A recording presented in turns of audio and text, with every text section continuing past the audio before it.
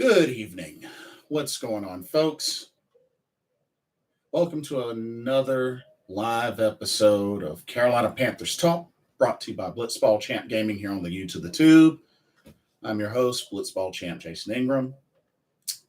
It is Wednesday night, October 12th of 2022. Oh, man.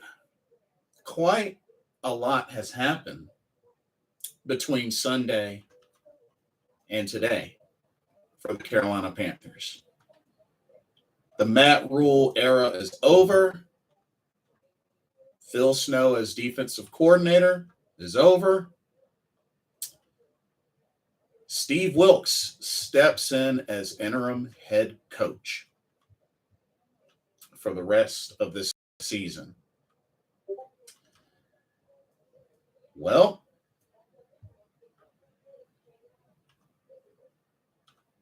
gonna have to see how things go. Hey, B Ryder, welcome to the stream. What's going on, man? It's going pretty good. It's been a good day. Hope you're doing well. But got quite a good bit to talk about tonight. We're going to talk about this matchup on the road. Carolina Panthers getting with a 1-4 taking on the defending Super Bowl champion Los Angeles Rams, who have, kind of been struggling a little bit this year. They've been struggling a little so far. Jeff R., what's up? Welcome to the stream. And you know something? As hard as this may be to admit, the matchup rankings look kind of sort of similar. I don't even want to believe myself, but the matchup rankings look kind of similar. But let's talk about it. B Ryder says, I like what Steve Wilks said at the presser. He wants to run the ball. Oh, there's a lot of things that Steve Wilks pointed out. Wants to run the ball. Al Holcomb got promoted to defensive coordinator, so he'll be running the defense. Al Holcomb. And just really stressed that, this is an opportunity he hasn't had in a while. I mean, the last time he had this opportunity was with Arizona and, unfortunately had a 3-13 record. So not a great record, but he has another shot here, and it looks like he has the determination to make an impression as interim head coach for the Carolina Panthers. Now, I don't know whether he'll be kept or not, but he looks determined he's going to put up a fight one way or another. Now, whether that translates into the players and the performance remains to be seen. But let's talk about this matchup. Carolina Panthers on the road, Los Angeles Rams. ESPN matchup predictor, 78.1% chance the Rams win, 21.7% chance the Panthers win, and a 0.2% chance of a tie. Now, the Rams have a couple of folks on the injury report. Center Brian Allen is out. Got a handful of people on questionable. Aaron Donald, questionable. Cooper Kupp, questionable. Tyler Higbee, questionable. Brandon Powell, questionable. So, a couple of notable names on that list. Now, Baker Mayfield, questionable. C.J. Henderson, questionable. As far as Carolina's injury report, just to go into a little bit deeper, J.C. Horn didn't practice. So it's another red flag. But Frankie Louvu returned as a full participant, so that's really, really good. Xavier Woods did practice but was limited, dealing with the hamstring. And they say Jeremy Chin will be on injured reserve for at least the next 3 weeks. So still kind of beaten up at the safety position. So it's unfortunate. B Ryder says, "Do you know anything about our backup to Walker? What was it? Jacob Eason? I know nothing about him. You're talking about our backup quarterback, PJ Walker? I mean, yeah. I mean, he is 2-0 as a starter, but he's also thrown 8 interceptions. So I can't say with confidence that he's a great quarterback.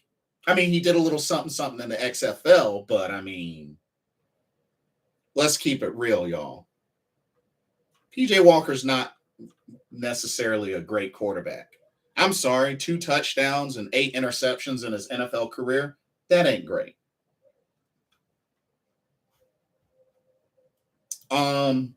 Aubrey Smoke, what's going on? What's up? Welcome to the stream. B Ryder says we are scraping the barrel with quarterbacks. Yeah, I mean, unfortunately, yeah. But continuing on the injury report, of course, Baker Mayfield is supposed to be missing 2 to 6 weeks with the high ankle sprain. Christian McCaffrey had a rest day. DJ Moore, full participant. Stanley Thomas Oliver III and Laviska Shenault Jr. still didn't practice. CJ Henderson and Stefan Sullivan were limited. So we're pretty banged up. Yeah, we're pretty banged up, y'all, with this injury report. And according to the injury report, Aaron Darnold, Cooper Kupp, Tyler Higbee, they didn't even practice. So yeah, interesting here. But anyways, so according to the report, it's been a while since we played the Rams. The last time we played the Rams was 2019 when we had Cam. It was a really, really close game. Really close game. It was 30-27. But yeah, that was the last time we played the Rams. But Carolina's 13-9 all time against the Rams. Carolina is 7-4 all time on the road against the Rams, but they never play them in SoFi Stadium. And like I said, the Rams have struggled some this year. They're 2-3, so they're only 1 win better than Carolina, but they've struggled some this year. Aubrey says Carolina might get a win, but I would not bet on it. Well, let's take a look at these rankings, because the ranking comparisons, the statistical comparisons going into this Sunday, I don't know. They look kind of similar in a way. Let's check this out. Starting with the offense. So on offense, total yards per game, Carolina ranked dead last. Los Angeles ranked 26. So not that far from the bottom. Rushing yards per game, Carolina 27th. Los Angeles 32nd. So the Rams are at the bottom for rushing yards per game. That might play in our favor, y'all. That might play in our favor. The Rams are dead last at rushing yards per game. Now, here's where it gets interesting. The net passing yards per game, Carolina is ranked 28th. The Rams are ranked 18th. So, sacks allowed. The Panthers are ranked 27th. The Rams are ranked dead last at 32. So their offensive line has allowed a lot of sacks this season, 21 sacks. Now, if we do not get pressure against this struggling O-line, then something is really wrong. Something is really wrong. If we can't get any pressure, they're dead last. The Rams are dead last on sacks allowed. We need to take advantage of that. Like, for real. For real. We need to take advantage of that. If we don't walk out of there with like 5 or 6 sacks, then something's wrong. Something's wrong. Third down efficiency. Now, here's where it gets all over the place. Third down efficiency on offense, the Panthers dead last. The Rams are ranked 10th. So they're in the top 10 for third down efficiency. So that's going to be an issue for the defense. Defense is going to have to try to get off the field. So that's going to be a challenge. Rams play very well on third downs. So, yeah, that's going to be a challenge. B. Ryder says, Burns should have a good day. The whole D-line should have a good day, if you ask me. Aubrey says, I'm thinking that it should be a close game. It probably will be. It most likely probably will be. Points per game. The Panthers are tied at 24th. The Rams are ranked 29th. So the Rams haven't really scored a lot of points this season. You know, the Rams have had some tough games. So I don't know, y'all. The offenses, I mean, while Carolina's offense is worse, it's not like the Rams offense, like aside from the passing, it's not like the Rams offense is spectacular. You know what I mean? So it's kind of closer than I thought it would be on offense, the offensive comparison. You know, the Rams do have the edge, but not by a whole lot. Not by a whole lot. This may be a surprisingly more winnable game than we might think.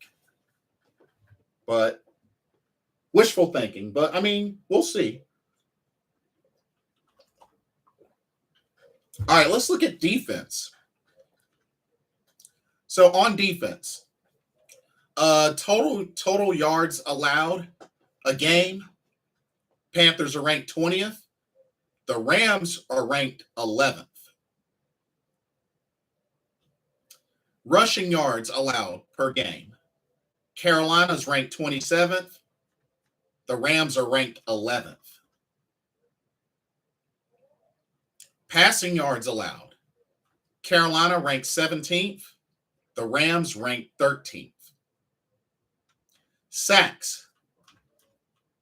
Carolina's tied at 25th. The Rams are tied at 18th. On third down efficiency, this is actually pretty close. The Panthers are ranked 21st. The Rams are ranked 22nd. Takeaways. Panthers are tied at 23rd, and the Rams are tied at 13th. And in points allowed per game, the Panthers are tied at 20th. The Rams are ranked 16th. So the Rams do have the edge on defense. By those statistical rankings, the Rams have the edge on defense. So that's going to be a tough test for Carolina's offense. Because I mean, you gotta remember, you gotta also remember who they have on that defense. You know, Aaron Donald, Jalen Ramsey. That Rams defense is going to be tough. So that's going to be a big test for them. Leonard Floyd. Yeah, that's and Bobby Wagner. Can't forget about him. But yeah, don't sleep on the Rams defense. The Rams defense are going to be tough. B Ryder says, I thought at the end of last game Walker had some decent throws. May be able to get to DJ. Here's hoping. Here's hoping. PJ Walker has an arm. It's just, he's another mobile quarterback. And I mean, and he's shorter than Baker Mayfield. So, I mean, if Baker Mayfield was getting balls batted down a bunch, I mean, PJ Walker is the shorter quarterback. So, I mean, ugh.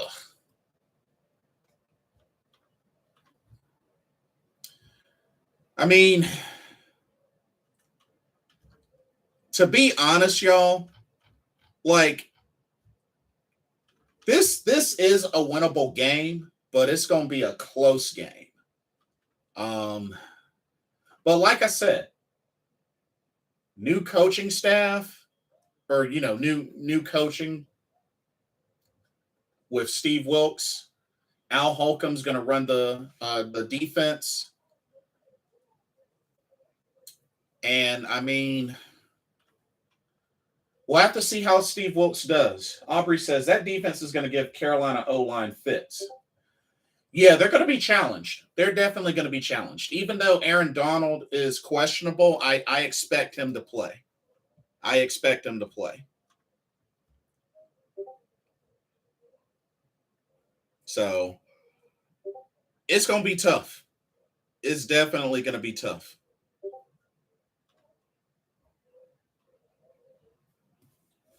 Lord Christmas says our defense is going to need to score for us. Well, here's the thing. Here's the thing about that. Good to see you, Lord Christmas. It's been a while. I'm doing really good. Hope you are as well. So, the interesting thing with Carolina's defense, even though on paper the Rams have the better defense, because both offenses are pretty similar, hopefully the Carolina defense can show up. Like I said, the main thing that sticks out the most for the Rams offense is they're in the top 10 at third down efficiency. So they at least know how to convert on third downs. I mean, top 10, that's a big deal compared to Carolina's offense, which is dead last. So Carolina is dead last in a few areas on offense, but so is the Rams. So I think this is going to come down to which defense performs the best.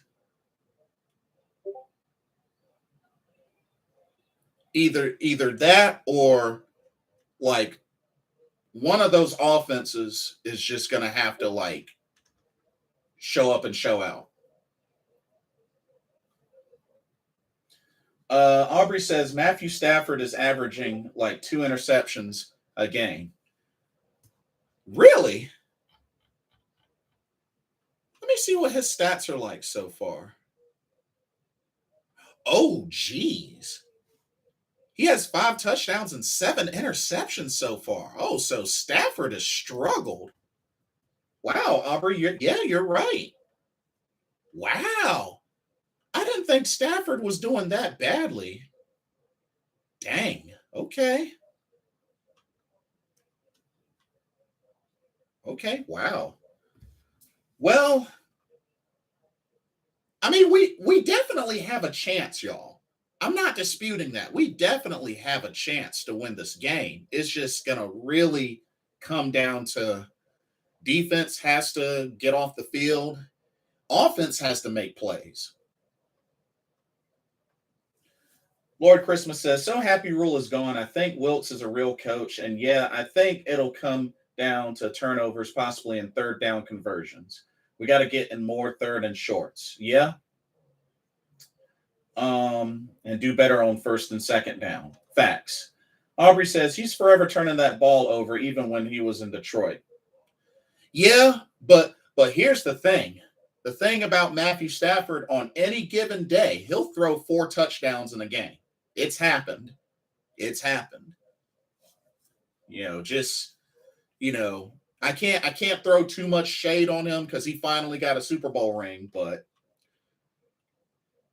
every once in a blue moon, Matthew Stafford will bust out 4 or 5 touchdowns. But he has been struggling this season. Definitely has been struggling. It was good to see Terrace Marshall Jr. play, so I expect to see more of him. But Ben McAdoo and this offense as a whole, they got to make plays. PJ Walker, like I said, PJ, he's got a big chip on his shoulder. PJ Walker does not have great stats. I mean, he has 2 touchdowns and 8 interceptions in his NFL career. But, he's been taking all the reps in practice. So hopefully, with that and the combination of the practices he's had all season, even from training camp, hopefully, we'll have to see if PJ Walker can make some plays. We got to get back to running the ball, using our running backs. I hope we get to see a good combination of McCaffrey, Foreman, and even throw some Chuba Hubbard in there as well, if need be. But I want to see at least a good 30 rushing attempts between the 3 backs. 30 or more. Like, seriously, we got to get back to running the ball.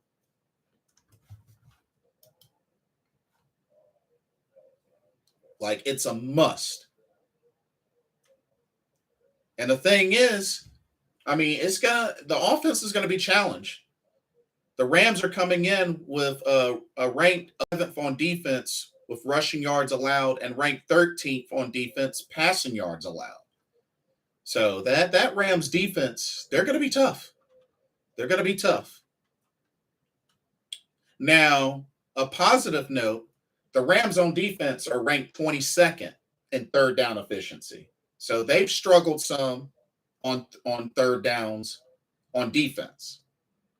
So, take that for what you will. But we really, and see, here's my thing. With J.C. Horn out, potentially maybe out even for this game, we're going to have to look to Dante Jackson to cover Cooper Kupp. And that's going to be tough because Cooper Kupp still been getting his. So, I mean, if J.C. Horn doesn't play, ugh. Because, I mean, you got to remember, we're going into week 6, and already Cooper Kupp has 527 yards receiving for 49 catches. He leads the league in catches, and he is second in receiving yards. So, yeah. He didn't practice due to a foot injury, but he's listed as questionable. But I don't want to assume that he's going to miss this game. I don't want to assume that. So we're going to have to D him up like crazy. And then let's not sleep on Allen Robinson. They got Allen Robinson as well.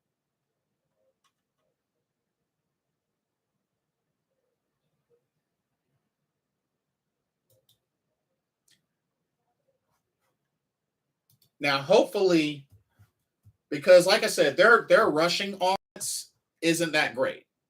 They're ranked 32nd in rushing offense.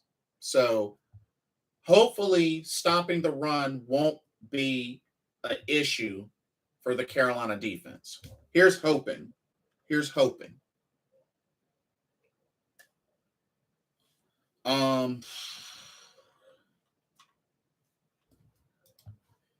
If anything, I'm really concerned mainly about our offense versus their defense. I think looking at this matchup, that's my biggest concern is the Carolina offense taking on the Los Angeles defense. Now, flip the script. Carolina defense, Rams offense.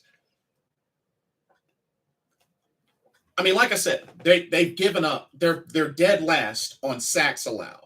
So if we can get crazy pressure, we need to be blitzing like crazy. That Rams O-line has been struggling. They're dead last in sacks allowed.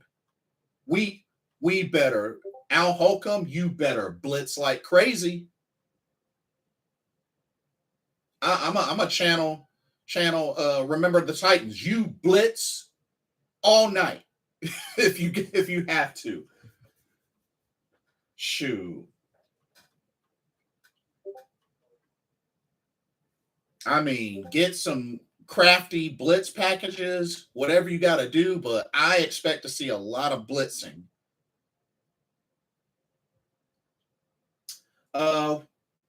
Lloyd Christmas says Wilks, I think, was blitzing 80% of the time last time he was defensive coordinator. Hope Holcomb does the same. Here's hoping. I think we really got to take advantage. With a stat like that, we got to take advantage. Aubrey says Carolina will probably throw a lot of screenplays at them. Well, I mean, between the usage of DJ Moore and Robbie Anderson and I guess Christian McCaffrey, I mean, we really got to push the ball downfield. I feel like our offensive line has been doing pretty good. Definitely our offensive line has been better than like the past handful of years. So I know they're going to be tested with this game, but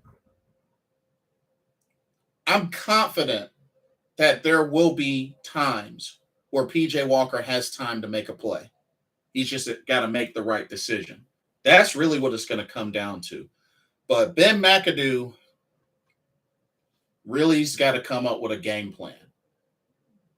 Because I feel like, and then execution is so important because I feel like there was a lot there in the previous game, the Cardinals game, but just, the bad throws. I mean, the Baker Mayfield pick six, that was a terrible throw. Altogether, that was a terrible throw. That pick six, that was all Baker Mayfield. That was all him. But, I mean, just a lot of missed opportunities. And I know that's something that Coach Ron Rivera said a lot of back in his time here, a lot of missed opportunities. But I mean, that's been what it's been so far. But this definitely is a winnable game. It is a winnable game. Because right now, the Rams do not look like the Super Bowl team they were last year. They don't look that way right now. Henceforth, why they're 2-3. So I think this is really a good test for Steve Wilks stepping in as interim head coach. Like, I'm hoping the team rallies behind him and executes. Lord Christmas says, we need to feed our backs and give PJ easy reads if possible. I think our D-line will terrorize their O-line. Honestly, there's no excuse why we shouldn't come away with 5 sacks or more this game.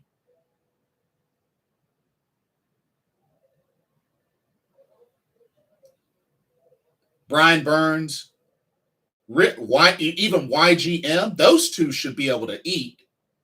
And honestly, I feel like the whole the whole D line should eat. Derek Brown has gotten to the backfield, a few times on some tackles for losses. But I really feel like if they can be aggressive on the blitzing, I think we can get to the quarterback. Not to mention Stafford, he's thrown 7 interceptions so far. So Stafford's been struggling. He's been struggling. So keep that in mind. Brown is looking better. Oh, absolutely. I think Derek Brown is good, and he's been improving every season. He's been improving. They may not be big, huge jumps, but the man has been improving. Statistically, you can see that he's been improving each season.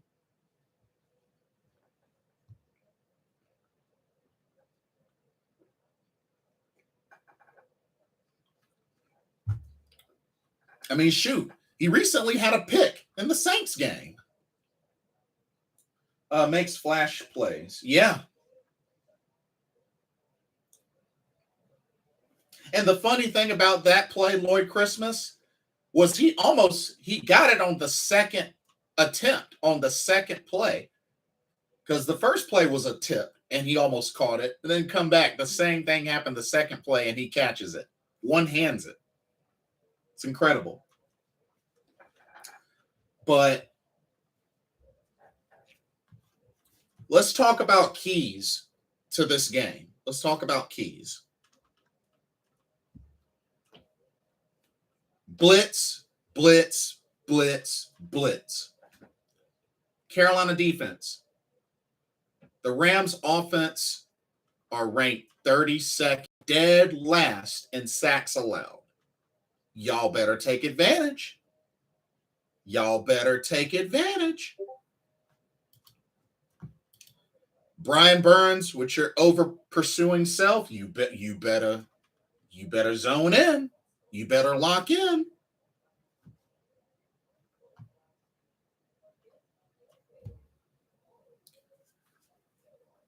Y'all should be able to stop the run. Rams are dead last in rushing yards on offense, rushing yards per game. Y'all should be able to stop the run. Limit turnovers and blitz. Facts. But honestly, I'm hoping our D-line and even our linebackers can really get some pressure. But like I said, we're going to seriously D up Cooper Kupp. We can't let Allen Robinson get any chances. But main thing, we got to D up Cooper Kupp. Tyler Higbee. I know Tyler Higbee's questionable, but, I don't want to make any assumptions. But Cooper Kupp, that's going to be a big name to smother. We're going to have to smother him. I mean, maybe that means, a little bit of extra over-the-top safety help. I don't know, but we cannot let Cooper Kupp have a field day.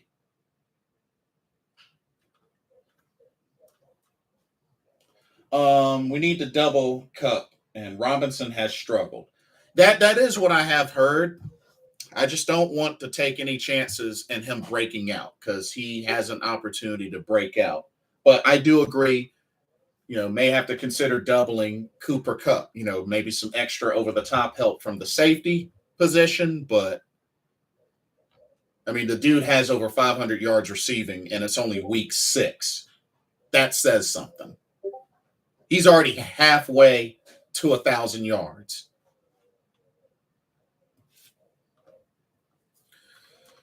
Whew.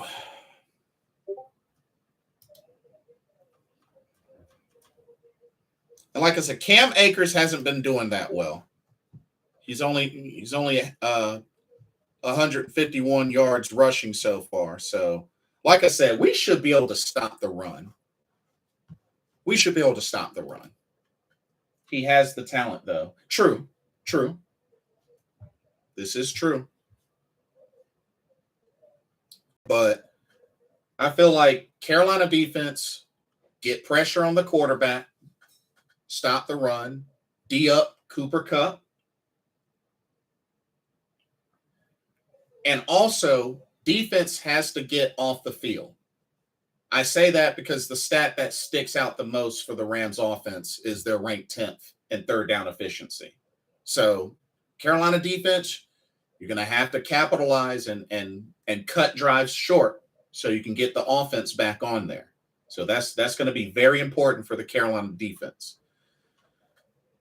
Now for offense, Carolina offense, we just got to execute. I mean, run the ball and just execute and don't turn the ball over. We've had too many dumb turnovers, not just from Baker Mayfield, the Rashawn Higgins turnover recently. Like, we've had some stupid turnovers, especially on offense. So we got to really, really hanker down on protecting the ball, running the ball, and finishing drives. The problem with Carolina's offense, we don't finish drives, and we don't have a great percentage in the red zone either. I mean, Eddie Pinheiro has been making kicks. I mean, he missed one in the previous game, but we can't solely rely on our kicker to score the most points for our team. We can't rely on that. We got to finish drives with touchdowns in the end zone, which Carolina hasn't really been doing a good job of.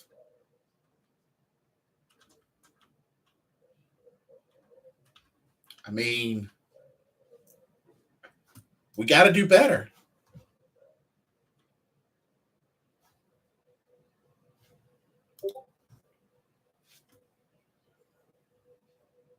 I mean, 2 back-to-back games, Panthers' only offensive touchdown, Christian McCaffrey.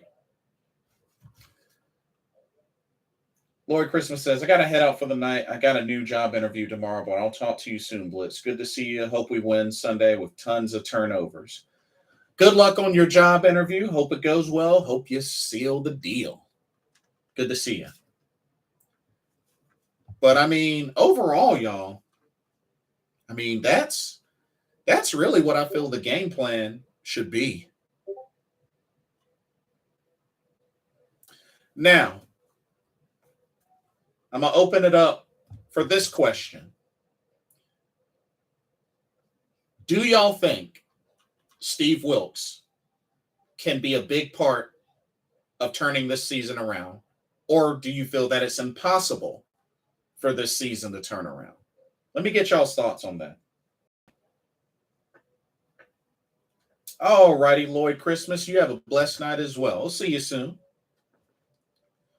But yeah, do y'all believe Steve Wilks can be a big part of helping to turn this team around? Or do you feel that the Carolina Panthers will be hitting the reset button way before this season is even over? I mean, there's already been rumors and talks. Apparently, the Buffalo Bills reached out about Christian McCaffrey. I mean, I'm hearing stuff about the idea of trading Robbie Anderson, DJ Moore, Brian Burns. Or could they end up doing a hard reset? Getting an early start on a hard reset of this team. Because honestly, I'm not so sure Steve Wilks even has a fair, legit shot to keep his job and get promoted to full-time head coach. I'm not so sure. I'm honestly not so sure. Not because I don't want him to, but I don't even know if he has a real legit fair shot.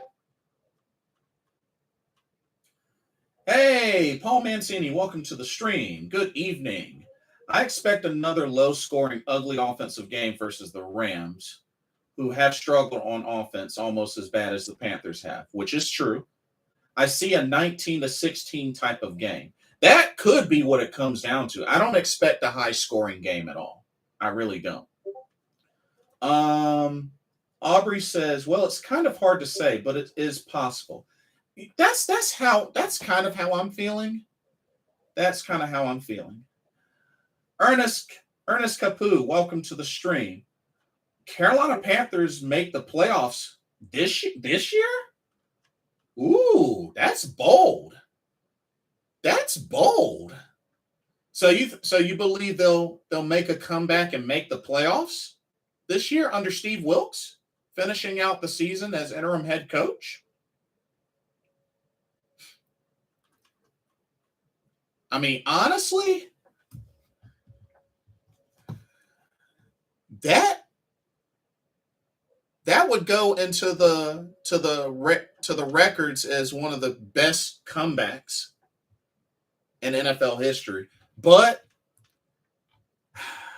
I just feel like there's way too many factors that have to play out for that to happen. I mean, because you got to look at the rest of the schedule. Rest of the schedule's tough, y'all. The Rams this Sunday, another 4:00 game. Then we got the Bucks, Falcons, Bengals, Falcons, Ravens, Broncos, Seahawks, Steelers, Lions, Bucks, Saints. But then again, when you really think about it,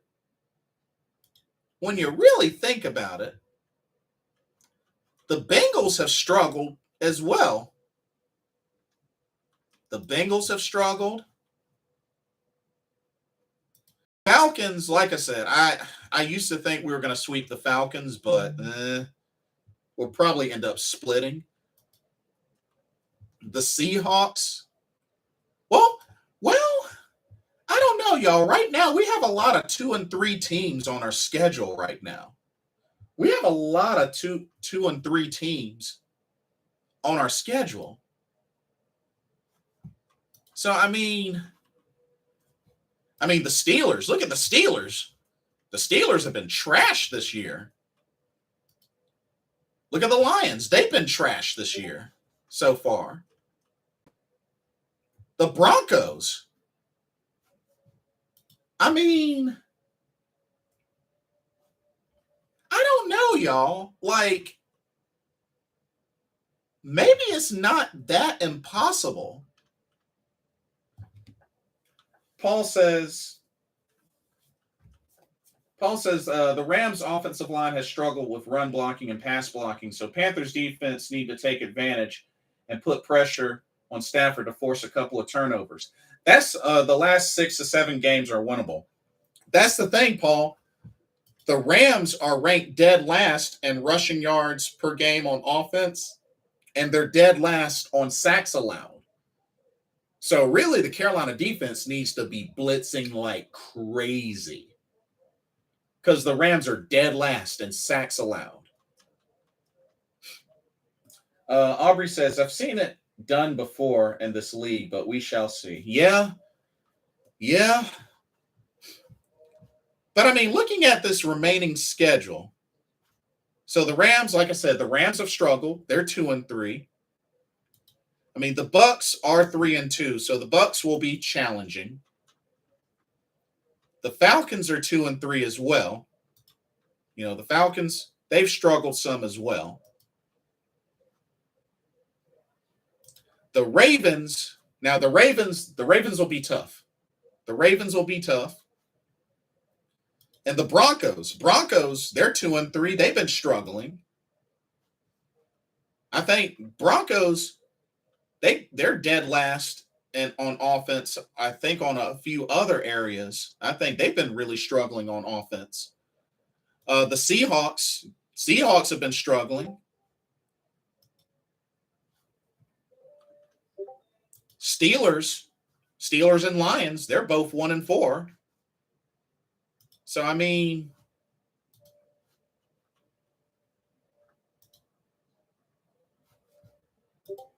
I mean, record-wise, it's not out of question, y'all. Paul says Lions are 1-4. Yeah, Lions are 1-4. Falcons have improved rushing attack. Yeah, I did hear that their run game has gotten better. Hey Kevin, what's up? Welcome to the stream. Hello, Blitz. I'm just here to watch. I'll try not to be too funny. Nah, let it all out. Let it all out. Speak your mind. Speak your mind. But excited for Steve Wilks. If anything, I like the way he is clear and concise in the interviews. Facts. And he's not one that likes to repeat himself too. So, but yeah, I mean,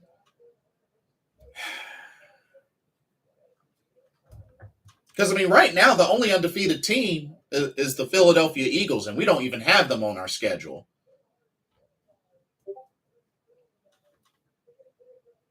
So, I mean, the main thing is we just got to start winning. If we can start winning, if we could just start winning, build some momentum, start a win streak. I mean, y'all, it's not totally out of the question. I mean, yeah, are the Panthers at a big disadvantage? Yeah, of course. But you look at this remaining schedule and you see the list of teams that have struggled. I mean, really the only two strong teams on here so far are the Buccaneers and the Ravens. Buccaneers and Ravens. They right now are the strongest. Nathan John says, no, keep losing. No, you want them to tank. You want them to lose. That's what you're saying, right? You want them to tank. You mean to tell me you wouldn't be impressed if they came back and won these winnable games? Oh, and welcome to the stream, by the way. Paul says that the Panthers can win 2 of the next 3 games, they can turn the season around the last half of the season. And we got to remember, they do have their bye week late. Week 13 is their bye week, so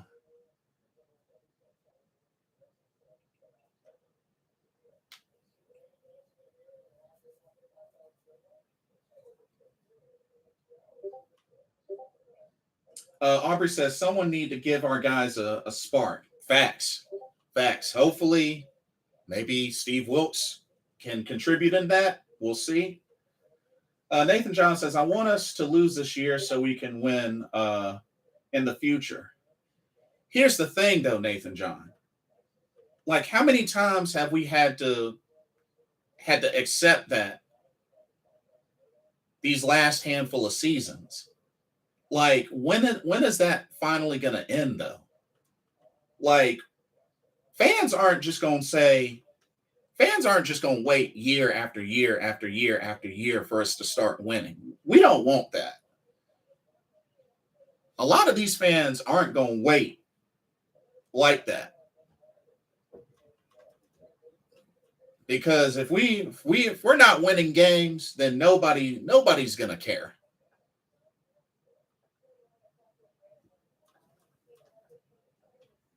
Because I'm sorry. We hadn't been to the playoffs since 2017. It's now 2022. That's too big of a gap.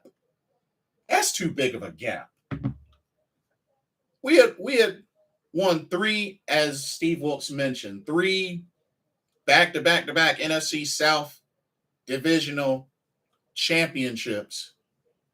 And now we can't even smell the playoffs. I ain't trying to see that. Another year after year after year.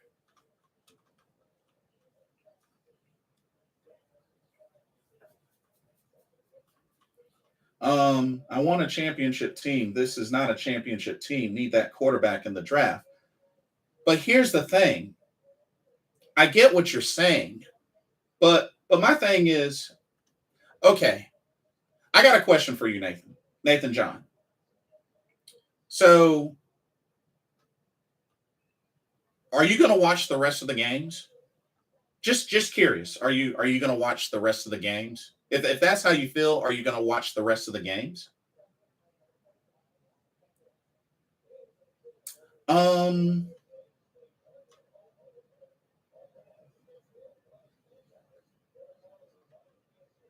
let's see.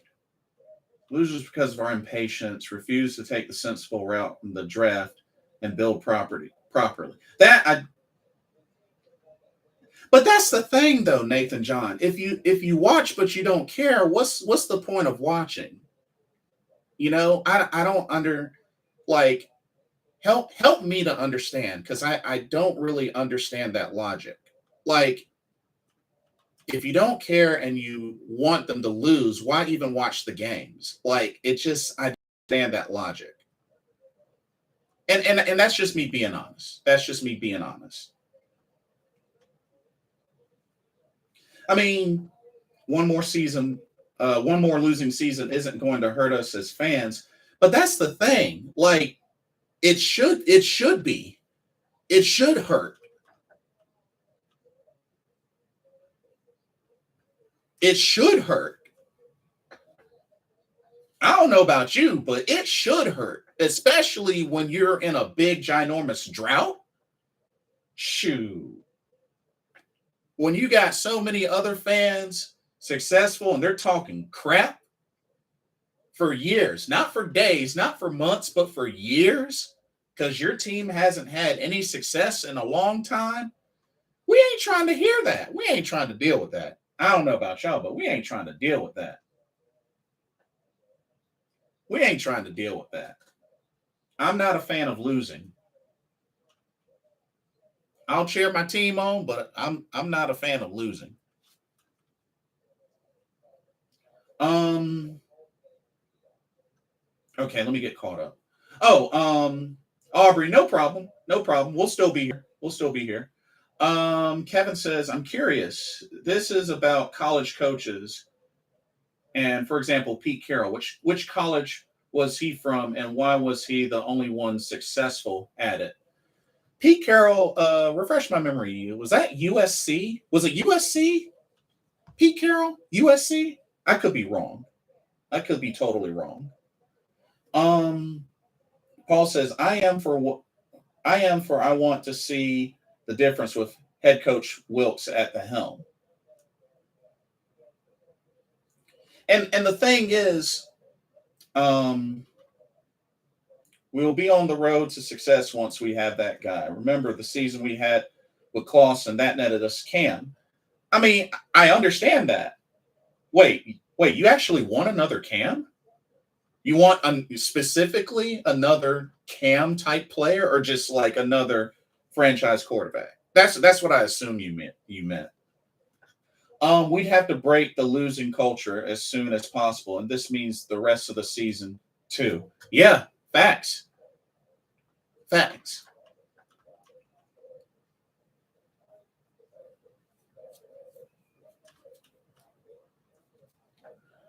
I mean, I give you credit for still taking the time to watch the games, but if it's anything that I can't stand about like other type of fans is those that are only around when the team starts winning. You know what I mean? Which I know you're not that you're not one of those, but we got too many of those in the league. Not saying specifically for Carolina Panthers, but in the league in general.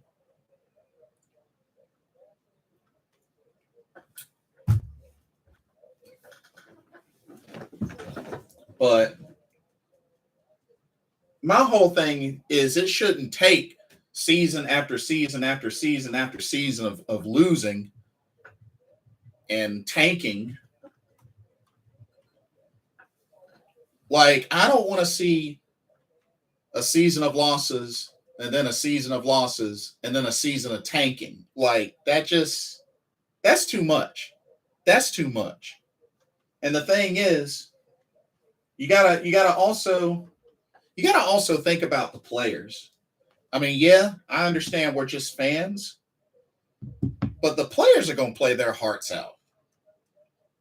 The players are gonna play their hearts out. You know, no matter what. And that's the way it should be.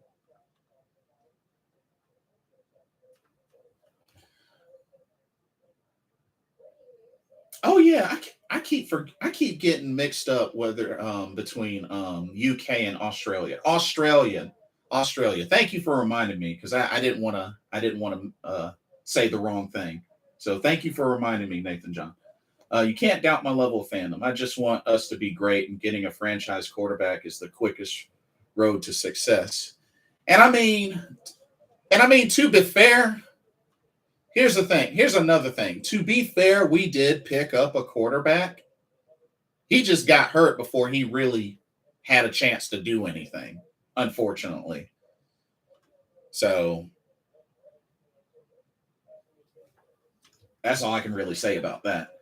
Um, Paul says Pete Carroll coached the Patriots and Jets in the NFL with a lack of success, then coached USC and had great success, then returned to the NFL with Seattle and won a Super Bowl. Okay.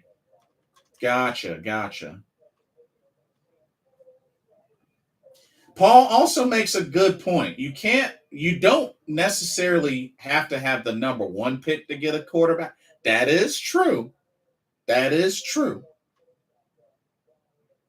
It would help, but it's not always the case. Kevin says, I think the real problem is we can never keep the whole team together and always have sloppy seconds. Facts, facts, facts. And I think that's the one thing that bothers me the most. But the team needs to build the right way, like in 2015, with with both the offense and defense in one. Niner gang, welcome to the stream, and also GG's for last Sunday. Y'all pretty much took over Bank of America Stadium. I'd like to see another Rams loss. Me too. Jimmy G will be a free agent in the offseason. Yeah. Will Trey Lance be good for y'all when he's all good to go? But like, I think that's been an issue. I think that's been a big issue for Carolina is we don't know how to keep talent. We don't necessarily that our Panthers organization isn't consistent on keeping talent, especially at the right times. Nathan John says Kevin's right. Sick of settling for teams cast off quarterbacks. Get our own. Give the fans someone to get behind in the draft. Now, I will agree with you in the sense of yes, we do need a quarterback. I will 1,000,000% agree with you on that. And it looks like, depending on how things go, it looks like we could be in the running for that. But I am not going to sit here and say that if Carolina made a comeback and made it to the playoffs, I wouldn't be mad at them. Shoot. I wouldn't be mad at them. They've done it before.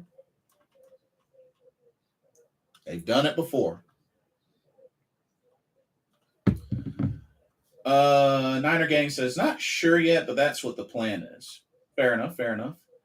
Paul says, I believe the 49ers win the NFC Championship come late January. Really?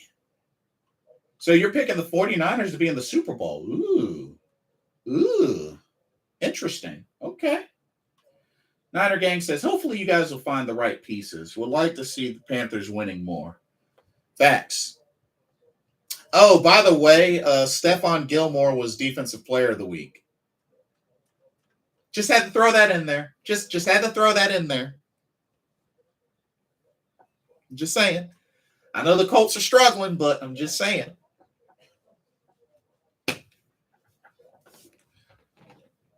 Oh man. But oh man.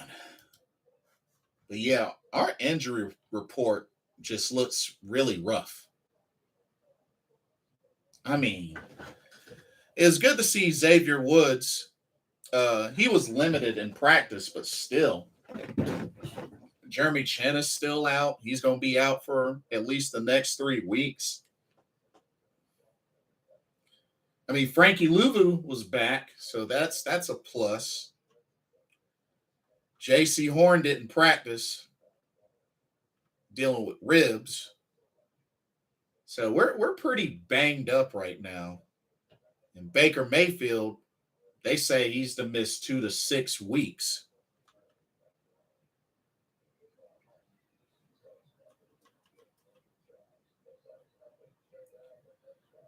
So I mean, yeah. But this is a very winnable game. This Rams game is a very winnable game. I think it's going to come down to the dueling defenses. Paul says, here's our 5, 6, 7 good quarterback prospects in the 2023 draft. CJ Stroud, um, Wayne Levi's, Michael Penix, Will Rogers, Dorian Thompson Robinson, Grayson McCall. Dang, that's a handful. Wait, no Bryce Young? No Bryce Young on that list? Interesting. Kevin says, I've been proud of our team on many accounts. It is just clear that the only New Jersey's people were Cam Newton and Christian McCaffrey, and the old timers, Greg Olson, Luke Kuechly, Steve Smith, Julius Peppers. We need to move on for the fans. Oh, gotcha. Need to move on for the fans in our organization. Gotcha. Oh, that's right, Paul. I think I remember you did say that. Bryce Young returning to Alabama for 2023. That's right. You did say that in the last stream. That's right. Thank you for reminding me.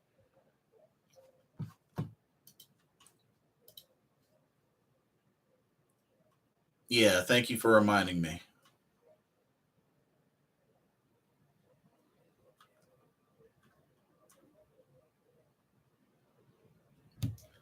Um, but yeah, those that are just jumping in, let me know what you feel the keys are to this game, and what are y'all's score predictions? And also, how big do you feel that Steve Wilks actually has a legit shot? Actually has a legit shot of transitioning to head coach. Let me know what y'all's thoughts are on that. Oh, I see what you're saying, Kevin. People don't have any players to latch on anymore. Oh, I got you. Yeah. Long time support with the players is key to success in the future. Check out the quarterbacks I listed. Okay, let's see. Let's take a look.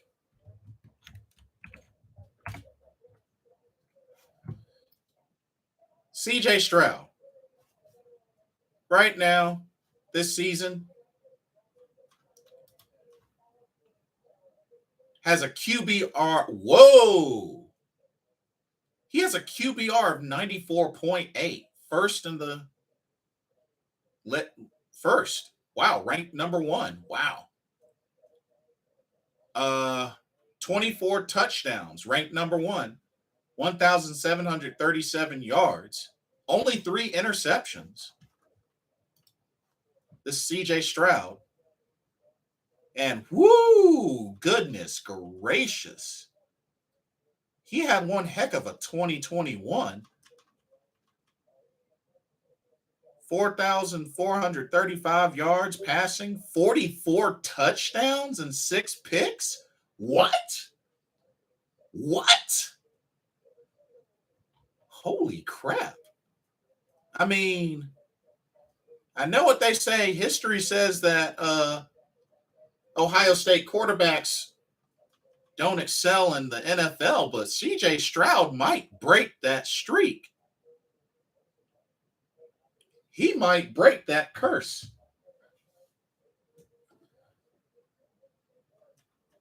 Paul says Wilks will have an opportunity, and that's all he can ask for. He's behind the 8 ball for sure, but if he can turn the Panthers around this season, then not only will have a chance to remain Panthers head coach. Kevin says, what is your score prediction? Carolina 40-point game? LOL. How long has it been since we've scored 40 points in a game? Oh, it's been a while. Honestly, it's probably going to be, I'm thinking probably along the lines of maybe like a 14-10. I think it's going to be a defensive battle. I'm going to say 14-10.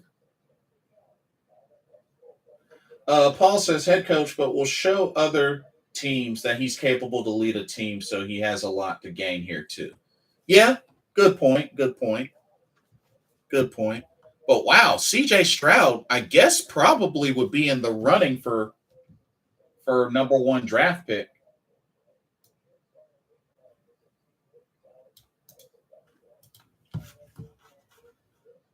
And then Will Levis or Levi's. I don't know how to say his name. From Kentucky. Well, he's a senior. QBR 57.1. 12 touchdowns, 4 interceptions, 1,405 yards passing this season.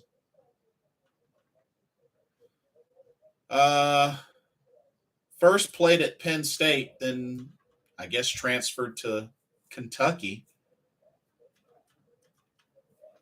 2021, 2,826 yards passing, 24 touchdowns, 13 interceptions.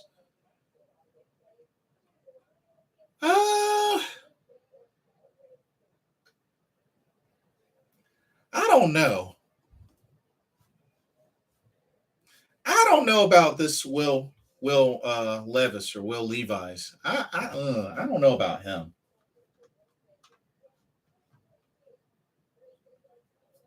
Will Rogers of Mississippi State. Okay. Let's take a look.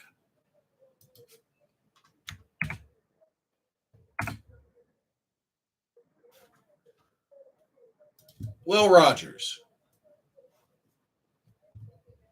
Okay, QBR 72.3, 22 touchdowns, 3 interceptions, 2,110 yards passing. Okay, interesting. Ooh, he had a pretty insane year in 2021. 4,739 yards passing, 36 touchdowns, 9 interceptions. Okay.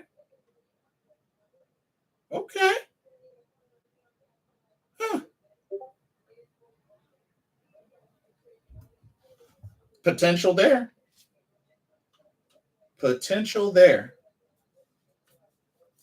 Paul says Levis's stats are not that great, but he's a gamer. Big, physical, and he has an NFL arm. Interesting. Kevin says CJ Stroud and Bryce Young are clearly special players soon to be in the NFL if they can be great.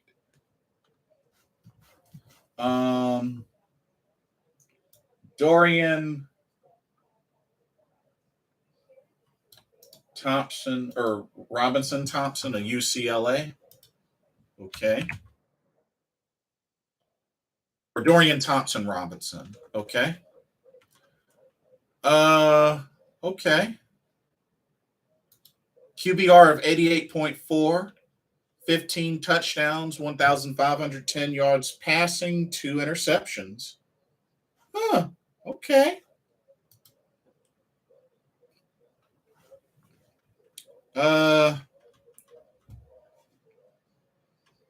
Okay. 2,000. Oh, he's got a handful of seasons under his belt. Well, he seems to do pretty well at taking care of the football. I mean, threw 12 picks in 2019, but aside from that one season, he's taking care of the ball pretty well.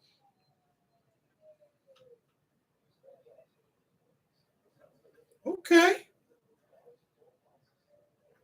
Not bad. Not bad. I like him.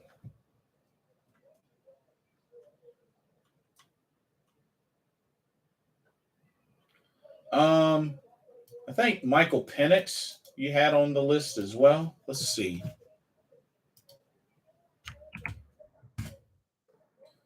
Michael Penix Jr. of Washington. Okay, QBR 72.9, 4 interceptions, 16 touchdowns, 2,044 yards passing this season. Okay. Oh, used to be a Hoosier for Indiana. Okay. And now he's a Husky for Washington. Okay.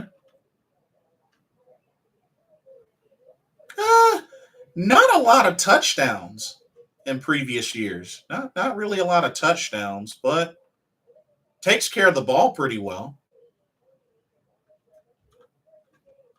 Takes care of the ball pretty well, I guess.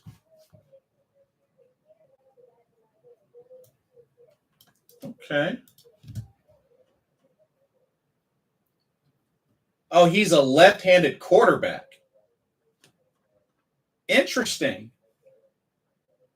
Don't know a whole lot of lefties not off the top of my head. Paul. Oh, about Dorian Thompson Robinson. Plus, he's mobile too and has started 35 plus games, which is huge in my opinion. I stay away from 1-year wonders from college. No, that's a fair point. That's actually a fair point. And then let's see, Grayson McCall. Grayson McCall of Coastal Carolina. Uh-oh. He's an NC native. Grayson McCall. Okay. A 64.2 QBR. Only 1 interception so far this season. 15 touchdowns, 1,582 yards passing.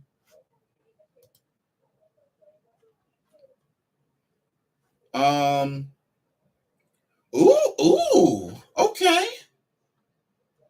Well, wow, he's got some good stats. Especially his previous 2 years. He's got some good stats.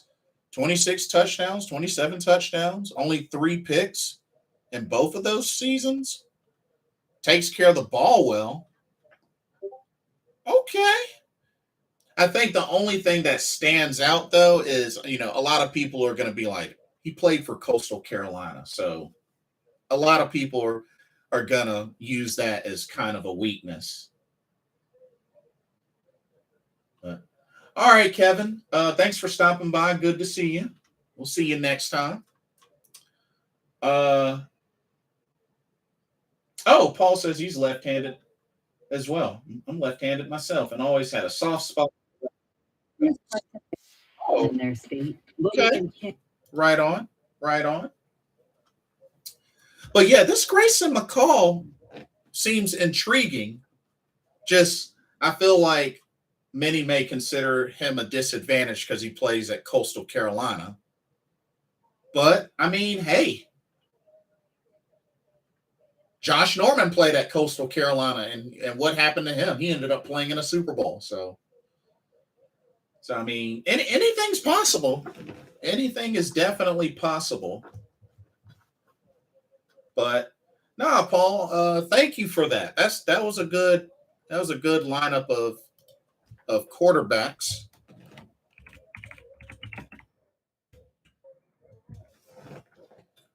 But and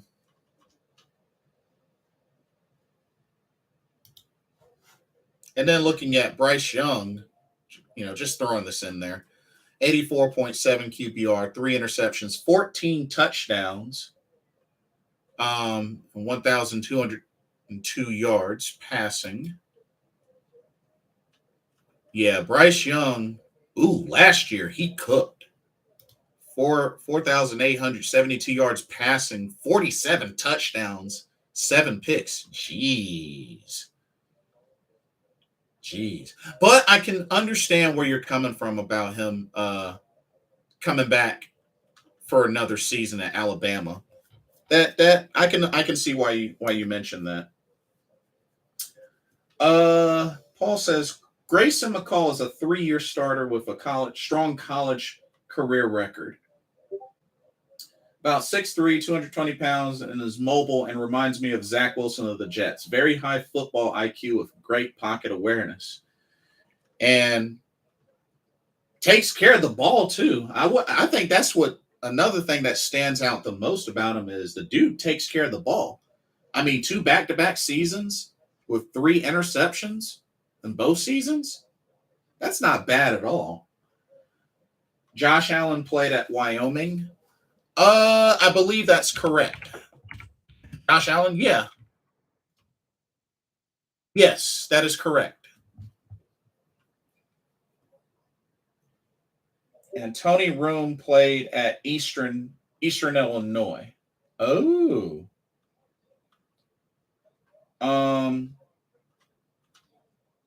Coastal Carolina is in the Sun Belt Conference and a pretty strong football conference. Really? I don't know why I was thinking Coastal Carolina was like. Really?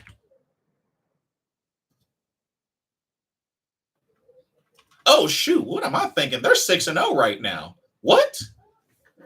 Well, excuse me. They're 6-0 right now. First in the Sun Belt. Dang.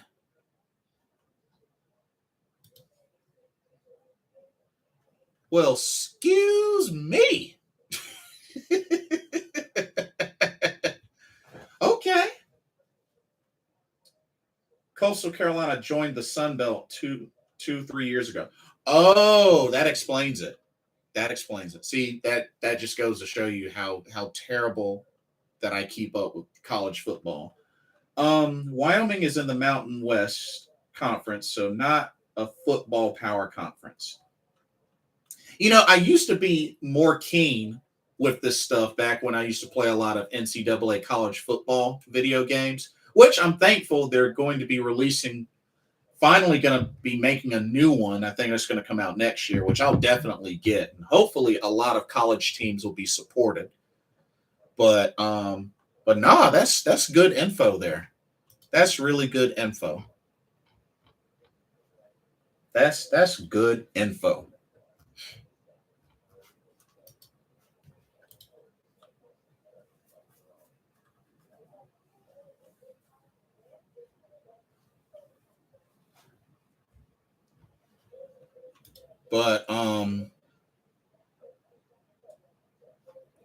But you know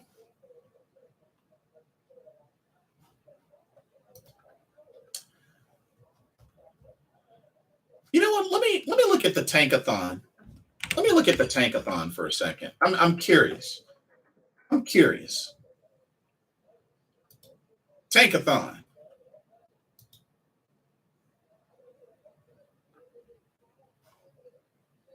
And you know something? Looking at this tankathon, just in the first round alone, the teams that they actually have on here going quarterback are the Panthers, the Lions, the Falcons,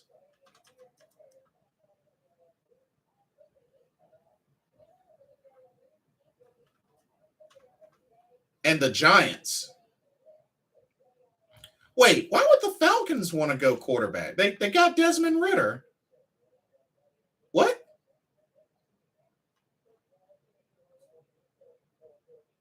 And I guess the Lions aren't happy with Jared Goff. Interesting. Jared Goff not too long ago played in the Super Bowl. What the heck? I don't get that, to be honest with you. I don't really understand that. The dude just played in a Super Bowl a couple of years ago. What the heck?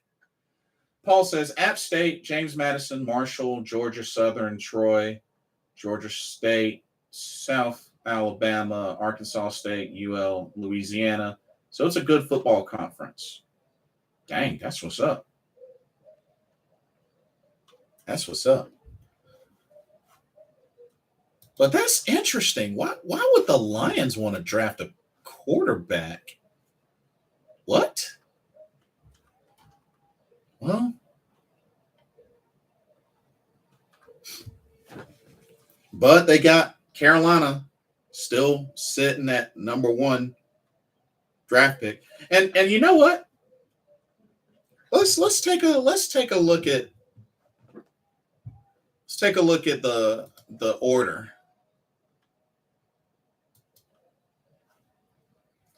Paul says the top 6 to 7 quarterbacks I mentioned earlier are much higher rated than last year's quarterback class. Oh yeah? By I'd take it by a landslide.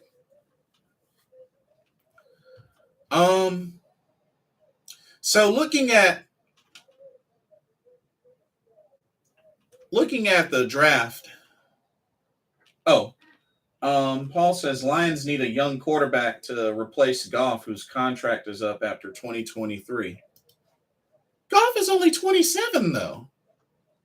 He's only 27, though. Really? That's not young enough? What? Well, I guess. I don't know. You might be right. I mean, I guess. I guess you might be right. But, I mean, he's 27. So, I mean, so far, Carolina has a first-round pick, a second-round pick. They don't have a third-round pick. New England owns it. They have a fourth-round pick. They have a fifth-round pick. They don't have a sixth-round pick. New England. Wow, so New England owns our third and sixth-round picks. Wow. Okay. So for the next draft, the only picks that we do have currently are first round, second round, fourth round, fifth round, and seventh round.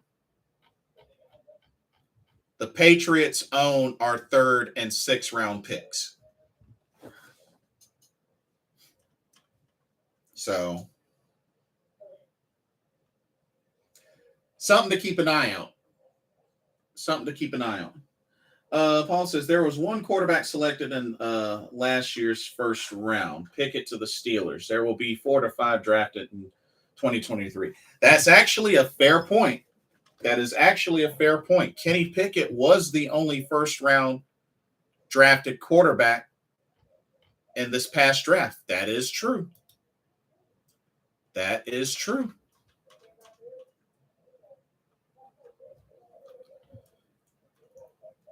And according to the Tankathon, the top 10 overall ranked players, the top 10, 1, 2, 3 of them are quarterbacks. Which CJ Stroud is number 2. Bryce Young, number 4. Will Levis, number 9. They got Will Anderson as the top overall ranked player, edge rusher from Alabama. Jalen Carter, defensive lineman from Georgia, number 3. Number 5, edge rusher Miles Murphy of Clemson. Number 6, Jackson Smith. I don't even know how to say that last part of his name. Njiba. Nijiba, wide receiver from Ohio State.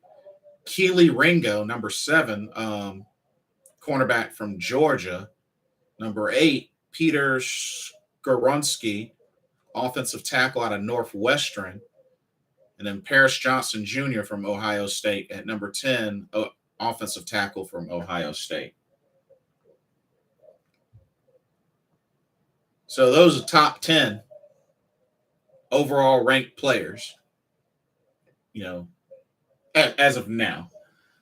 Paul says other teams who will likely draft a quarterback early in 2023 draft, Saints and Seahawks. Oh, yeah. Oh, definitely.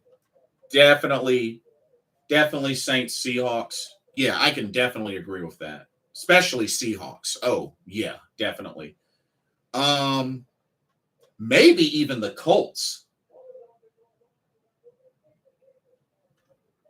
Maybe even the Colts.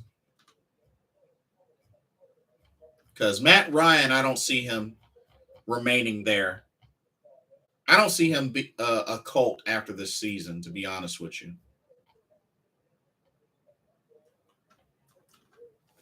So, yeah.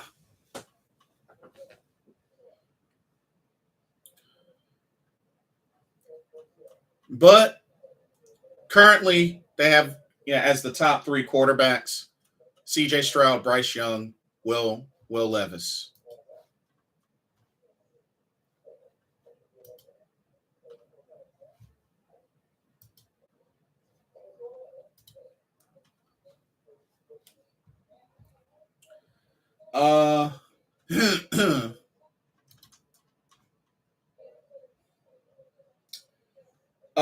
Possibly the Texans and Colts too.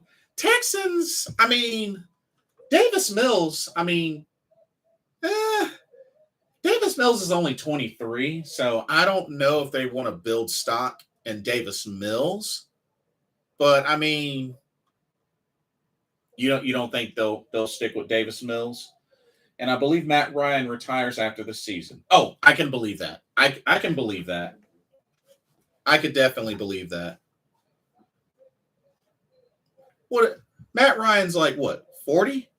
Let me see how old Matt Ryan is right now.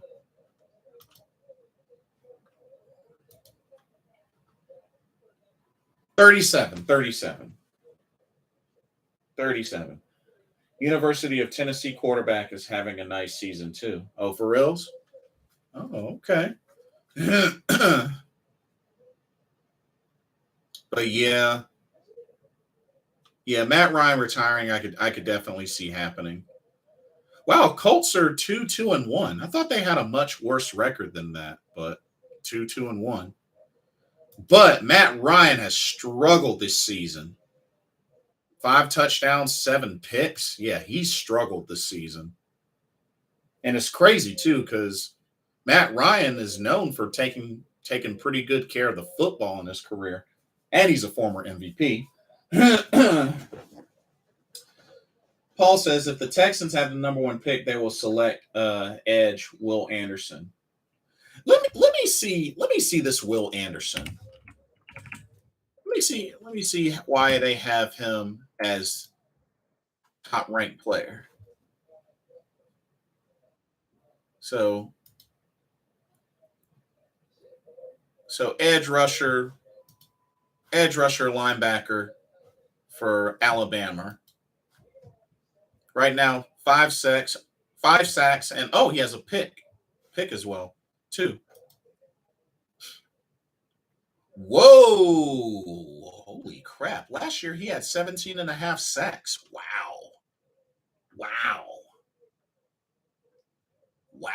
He has a lot of sacks. 17 and a half last season.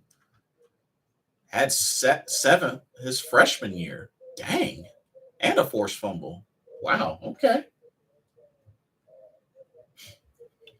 Paul says, look at Ryan's fumbles. He has like 9 or 10 of them. Oh, he's got the case of the fumble-litis. Oh. Dylan, welcome to the stream.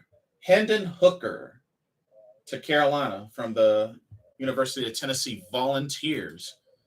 I don't recognize the name. Let's look him up. Hendon Hooker. Oh snap! He's an NC native from Greensboro. Oh snap! Nice. I was just recently in Greensboro. Okay. He's a senior.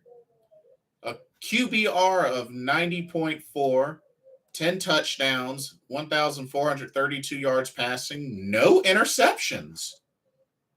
What?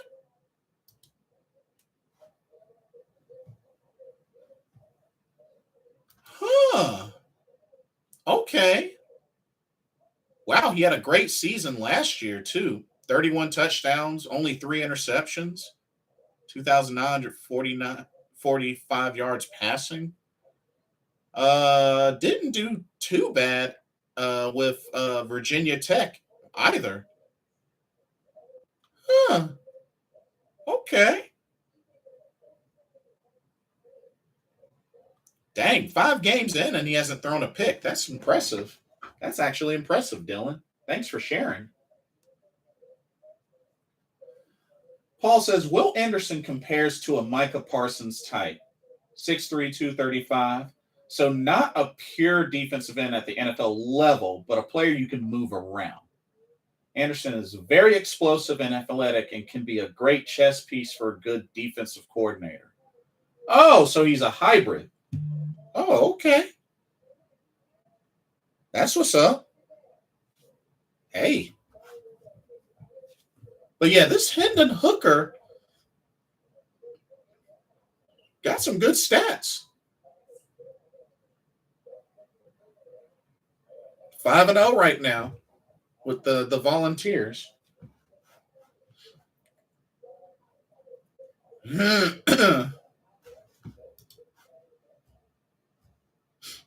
That's what's up. But there's a lot of folks to keep an eye out for. Definitely. Oh, Dylan says, long-time viewer, first-time chatter. I appreciate the work you put in.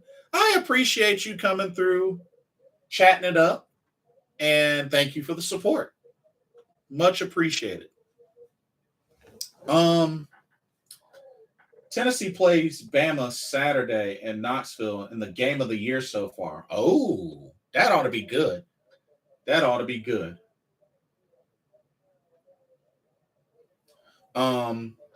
I'm actually going to the Maryland Northwestern game in a few weeks with my brother and nephew.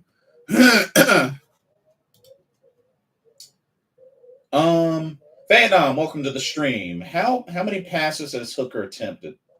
That might be in a run first RPO type offense, and I myself am tired of that type of offense. You make a fair point because I'm not a crazy fan of RPO, to be honest with you. I want a traditional pocket passer who can, if needed, like Will Levis. So Vietnam, currently this season, Hendon Hooker, 98 completions out of 140 attempts. So 98 completions out of 140 attempts. Sounds like a lot of attempts. 98 completions to 140 with a 70% completion percentage. I mean, averages about 10 yards, 10.2 yards of completion. So,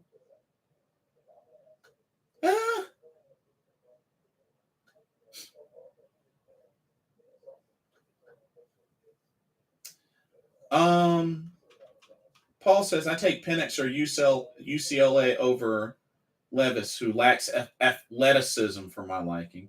Dylan says, we're a heavy pass offense, number one offense in the SEC. I mean, that's a big deal. Number one offense of the SEC. I mean,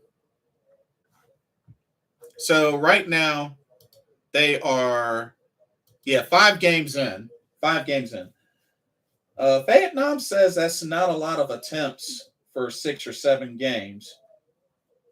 I just watched the LSU game and they ran it almost every down. I mean,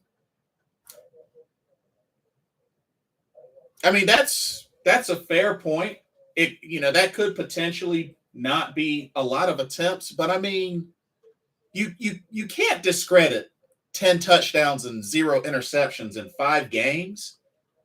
That's impressive. No interceptions in 5 games? That's impressive. I mean, that's pretty hard to do. I don't know. I've never played quarterback, but that's pretty impressive. Normally, by like game 2, there's an interception.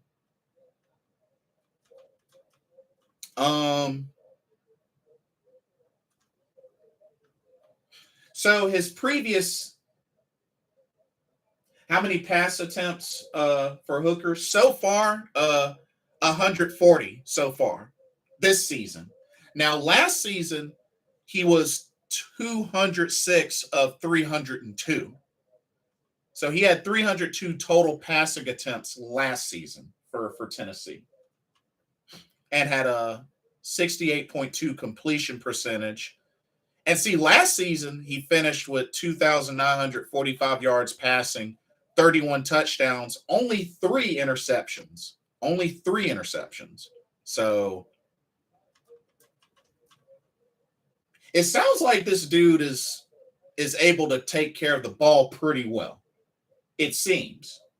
Now, I don't know how well that'll translate to the NFL, but it's something to keep an eye out. I mean, I know we got our CJ Strouds, we got our Bryce Youngs, we got our Will Levis, but some more quarterbacks will probably emerge.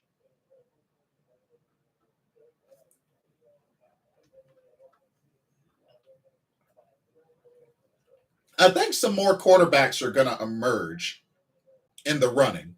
That is, of course, if they declare for the draft next season.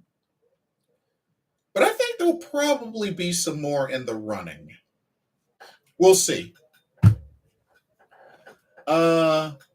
Paul says 150 attempts in 5 games is 30 pass attempts a game. That's fine for a college quarterback to me. About an average of 30 attempts per game. Yeah.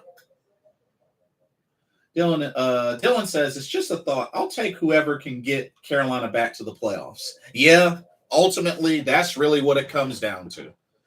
That's what it really comes down to. So Dylan and Vietnam, since y'all are just joining, or just chatting it up now, how do y'all feel about Steve Wilks?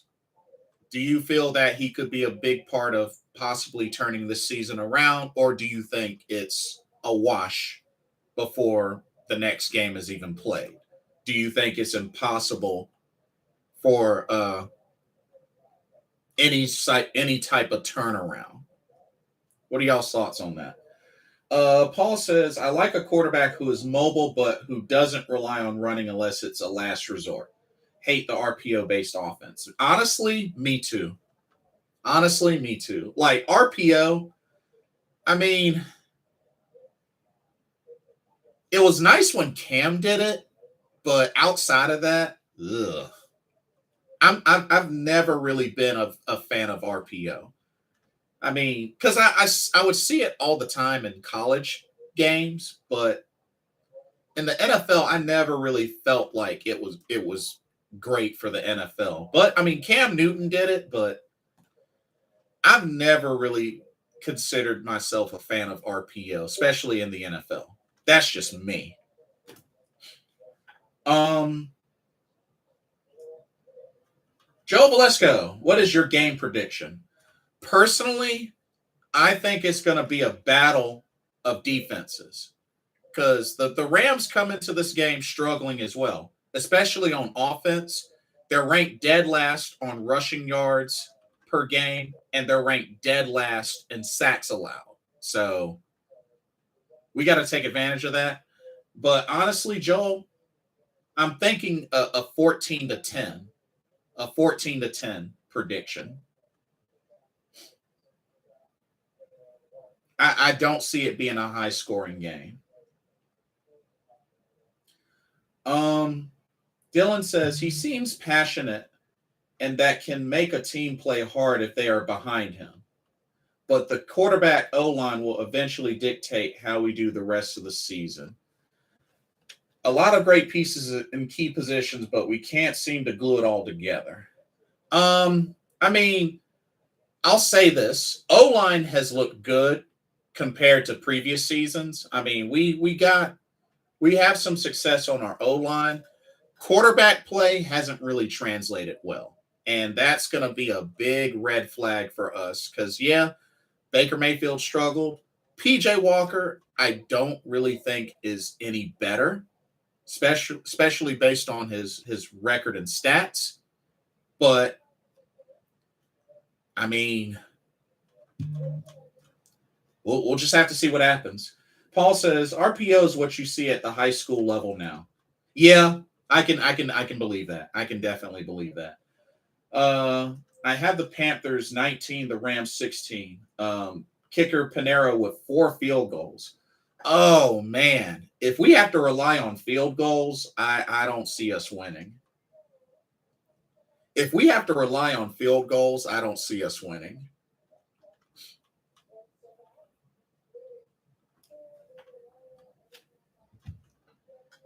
You can't win with bad quarterback play in the NFL. You just can't. Facts. I mean, look at us. Look at us. So, but like I said, looking at the schedule, I mean, the only teams that really stand out to be serious threat based on record are the Bucks and the Ravens. I mean, Seahawks have struggled, the Broncos have struggled, the Lions have struggled, the Steelers have struggled. I mean, those are still winnable games. So I mean, we just have to see. We just have to see. Like, I mean, the Rams are the defending Super Bowl champions, but they've been struggling this year. They've been struggling. They might be wide open for Carolina to potentially sneak in a victory. They could pull it off.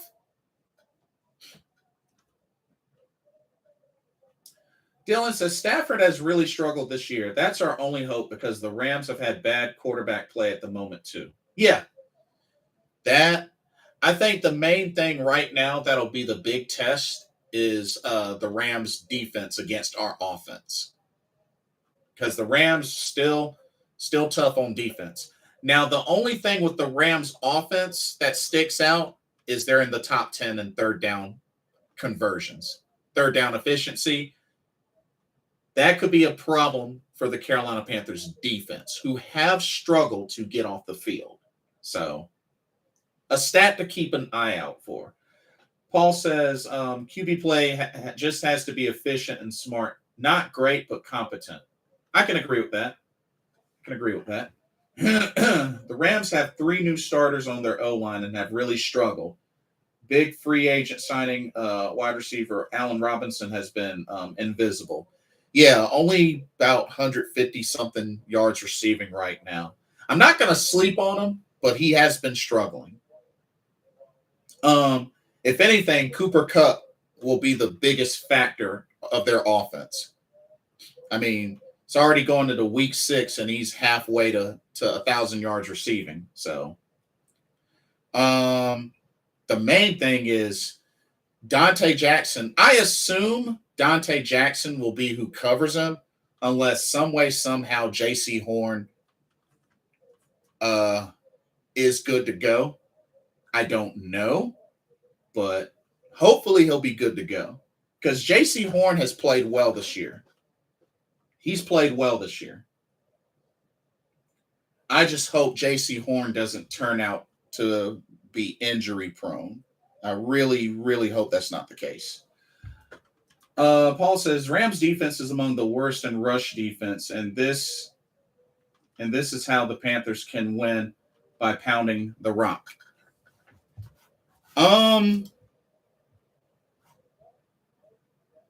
Actually, hold up, Paul. Hold up. Rams are actually total yards per game on defense, total yards allowed. They're ranked 11th. They're ranked 11th. Ranked 10th on or ranked 11th on rushing yards allowed and ranked 13th on passing yards allowed. I don't know about that, Paul. I don't know about that. Dante Jackson had a rough game last week. Facts. Jeff to Jeff, how about those Chiefs? Chiefs are doing good.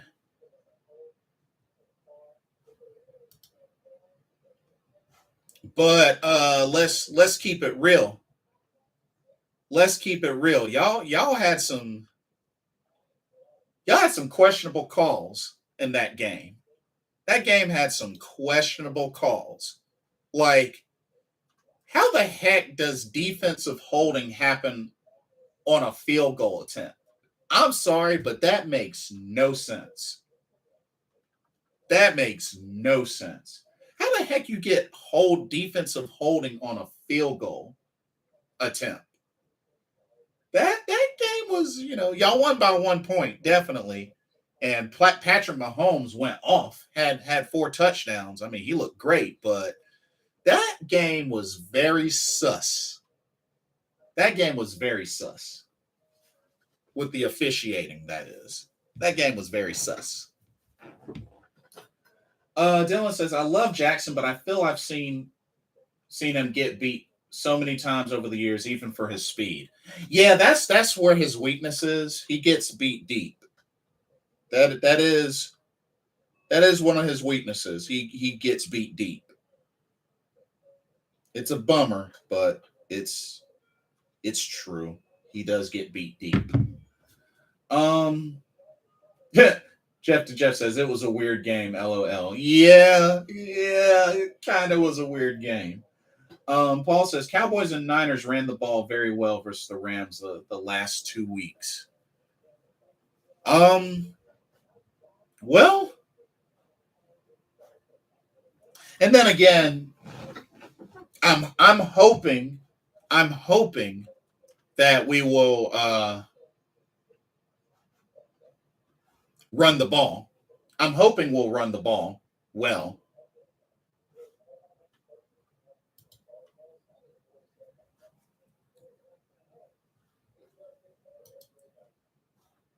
But we gotta feed our running backs though. We gotta feed our running backs.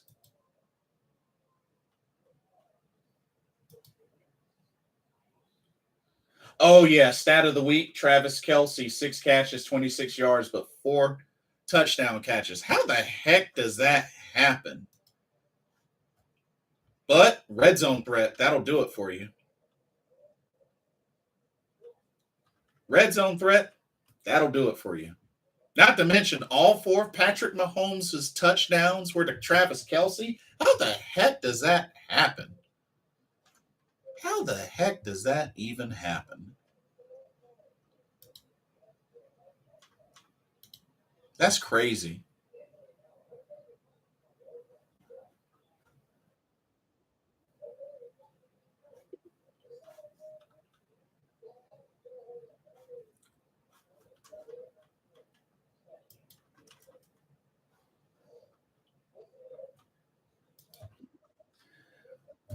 Paul says we may see 2 running back sets on the field at the same time for the Panthers. We need to. I'm sorry, but it makes no sense for Deontay Foreman to be used as little as he's been used. That's freaking ridiculous. He has not been getting used enough so far this season, and it's a travesty. It is a travesty.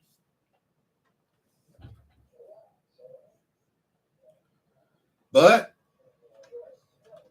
hopefully that will change this Sunday.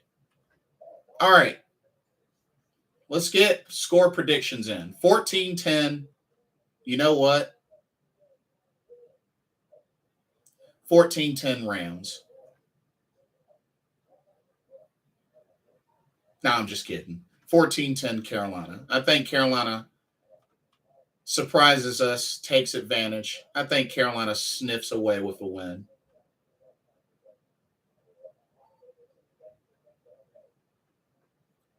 I think it'll be a good statement made. Now, I don't know if that will carry on to a win streak, but I'm going to say Carolina defense is the main factor to a 14-10 victory this Sunday.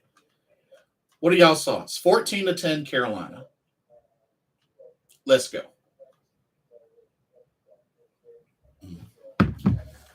Paul says, here's what Ben McAdoo should do. Have both Foreman and CMC in the backfield.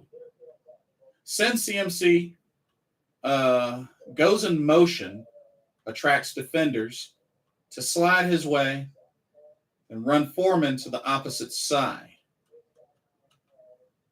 You mean on like an off tackle, a pitch, sweep, that kind of thing? Sort of like that. I do agree on potentially, sliding McCaffrey out of the backfield, maybe into slot on motion. I think we should see some of that. I think that would be good to see. Have McCaffrey motion out of the backfield for some plays. At least get folks thinking. Get folks thinking. Joe Valesco says 28-14 Rams. So he's picking the Rams to get their third win of the season.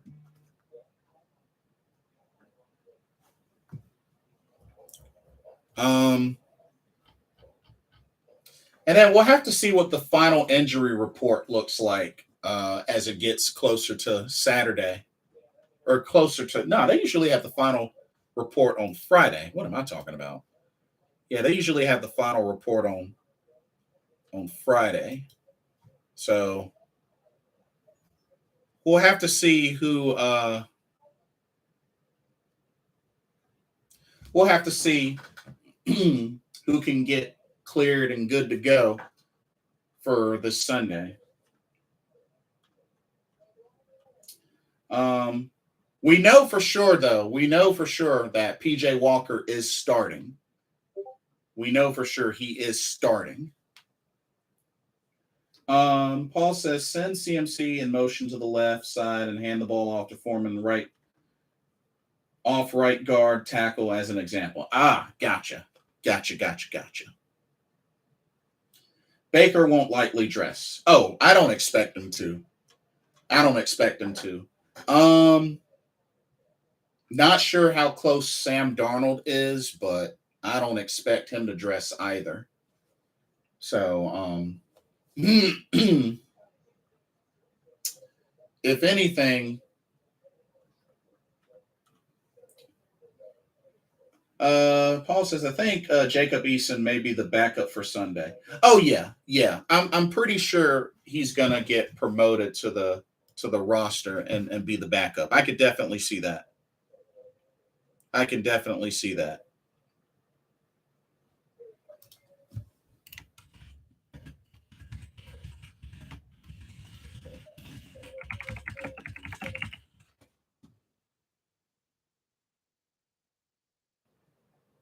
Darnold won't be available to the following game versus Tampa. Oh, that's in another week.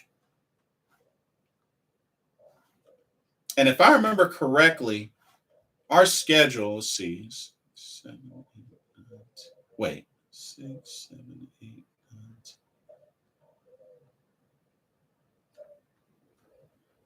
So the Broncos game is our last game before the bye. That's our last game before the bye. Okay. Got another question for y'all. Trade deadline is week 8. Does Carolina do anything before the trade deadline? What are y'all's thoughts on that? Do you think Carolina will make any moves by the end of the trade deadline? Because there's been a lot of talk about the Bills seeking Christian McCaffrey, about possible interest in folks like DJ Moore, Robbie Anderson, Brian Burns, whether they should be considered on the block. But yeah, do y'all think Carolina makes any moves by the trade deadline? Paul says Darnold will need at least 2 weeks of practice to get his legs under him by the Atlanta game for sure. That makes sense. I don't expect it to be sudden as soon as he clears. Because I mean, he hasn't played since that preseason game. So that final preseason game. But personally, I don't see Carolina making any moves by the trade deadline, to be honest with you. I might be wrong, but I don't see it. I don't see it. But I've been wrong before.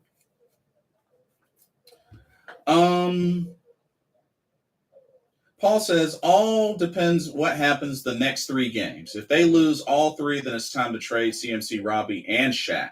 Ooh, man. All 3 of them? Jeez. All 3? Dang. I could see maybe 2 out of the 3. Deacon Frost, welcome to the stream. Add Cam. No.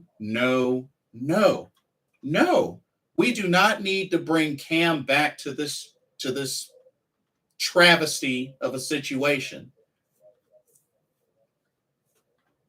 I mean, bring him back like week 6? No. We already saw what happened when we brought him back last year, week 10. We already saw what happened. We don't need to make that mistake again. No Cam. I love Cam Newton, but no. Best quarterback in Carolina franchise history, but no.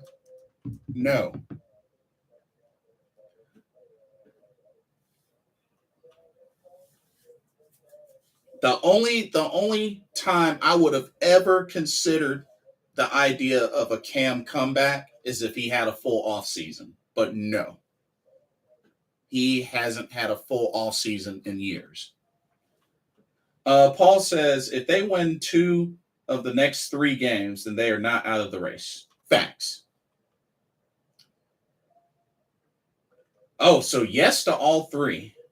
Play LaVisca for Robbie, which LaVisca might not even be healthy. That's an issue.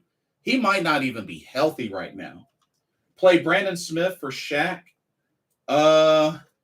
Would be good to get him some reps. And go Foreman, Chuba for CMC, and the young guys, Blackshear and Lovett. Blackshear looked really, really good on special teams. He looked really good on special teams. I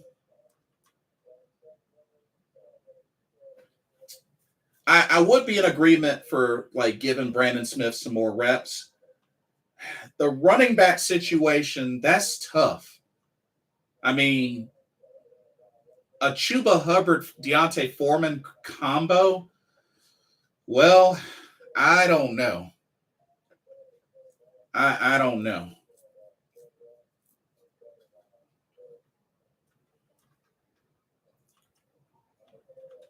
Because right now, LaVisca is not healthy right now. Although TMJ is back. In 2 to 3 weeks' time, LaVisca and Terrace Marshall or Higgins can take Robbie's place. The thing that's sad about that is right now, I believe he's the leading receiver for the Carolina Panthers as of now. Yeah. Excuse me. Yeah, he's actually the leading receiver right now with 206 receiving yards. That's crazy. He's actually the leading receiver.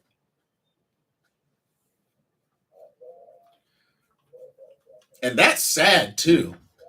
That is sad because DJ Moore ain't getting no love. DJ Moore ain't getting no love.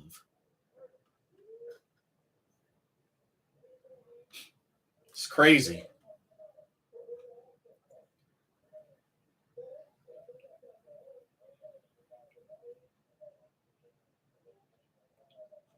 Crazy thing is, Robbie Anderson, 13 catches.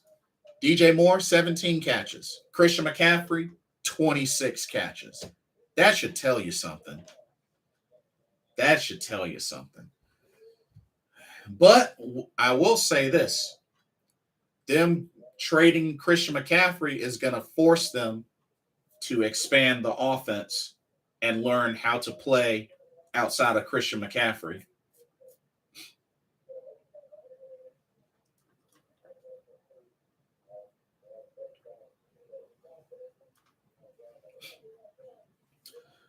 Paul says Robbie should have caught that pass in the end zone. Got to be stronger than that defender on that play, which may have been Baker Mayfield's best pass of the season. Which game? Which game was that? Refresh my memory. Which game was that?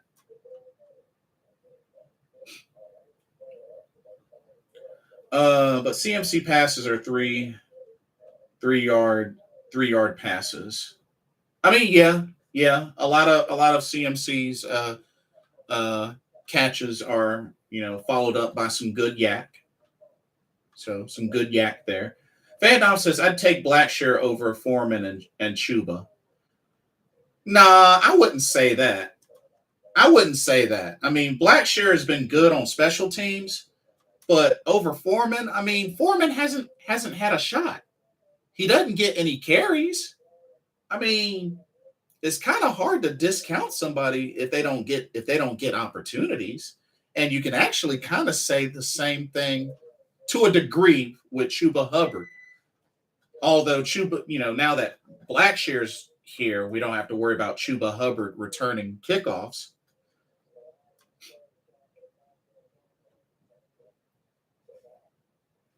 But I mean, Foreman really hasn't had a chance so far this season. He really hasn't had a chance. Paul says last week's game versus the Niners, the DB made a nice play, but Robbie has to make that play. I mean, I know what play you're talking about. I mean, Robbie caught it. It just got knocked out of his hand. I mean, the defender made a good play. I mean, he caught the ball. It just last second knocked it down. I mean, defender made a good play. I mean, got his hands on it, but the defender just made a good play. I mean, I can't put a whole lot on Robbie for that. I really can't. Because I mean, it was a tough play. Very, very hard but good throw, but I can't be too hard on him. He's the leading receiver so far. I can't be too hard on him right now. Vietnam says, I like Wilks, but I'm partial to an offensive-minded head coach. And that might be what ends up happening, too, when looking for coaches. I just hope they've done their homework. I hope they have started to do their homework with the coaching search, because that's going to really be a big deal for us. Paul also makes a good point here. Says if the Panthers hire an offensive-minded coach as head coach, maybe Wilks can become the defensive coordinator next season if they keep most of the defensive staff. Yeah, I would not be opposed to that, actually. I wouldn't be opposed to that. I felt like Steve Wilks definitely is a good defensive coordinator.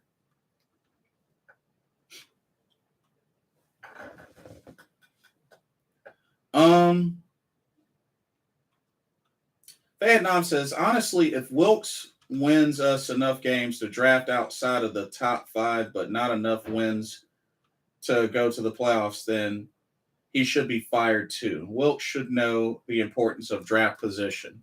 Well, I'm thinking, I mean, number one, with Wilks in this position, I'm pretty sure his mindset is going to be win, win, win. I mean, he has the opportunity to do so. Now, is he in a big disadvantage? Yes. And I mean, but that's the thing, though. See, it's complicated. In a way, it's complicated because I mean, okay, Wilks has this position. Historically, he hasn't had a good track record with this position, i.e., Arizona 3-13. He has an opportunity now. He's at a big disadvantage, being one, the Carolina Panthers record, two, the situation of the team and what he's got to really work with. I mean, he's at a big disadvantage. And I feel like if he can get Carolina some wins to the point where they make the playoffs, then he should really, really be considered for a permanent head coaching position. But only if we make the playoffs. Only if we make the playoffs.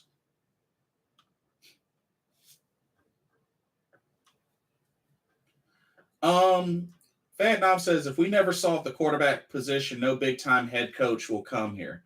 I mean, we're going to have to figure it out anyway because Baker Mayfield's in his fifth-year option, so he's going to be gone. Sam Darnold is in his fifth-year option, so he'll be gone. And I think PJ only re-signed for one extra year. So head coach or not, we're going to have to figure out the quarterback position anyway, especially after this season.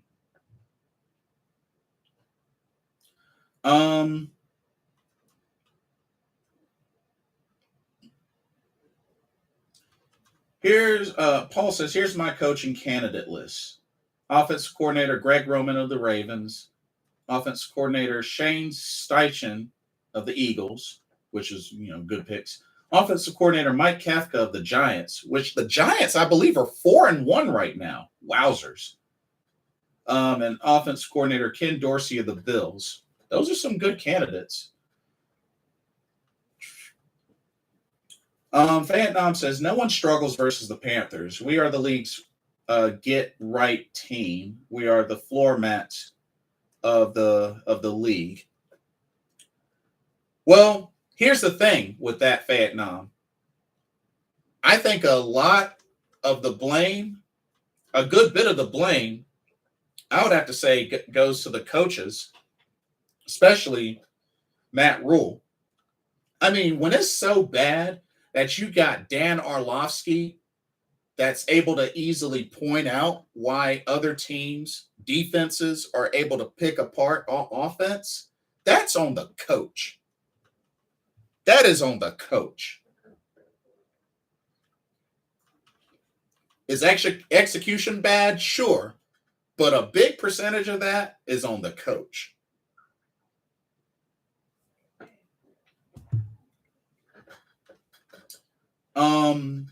Dylan says, I wasn't sure what to think of Terrace Marshall when we drafted him, especially when LSU also produced Justin Jefferson and Jamar Chase, but he has been non-existent.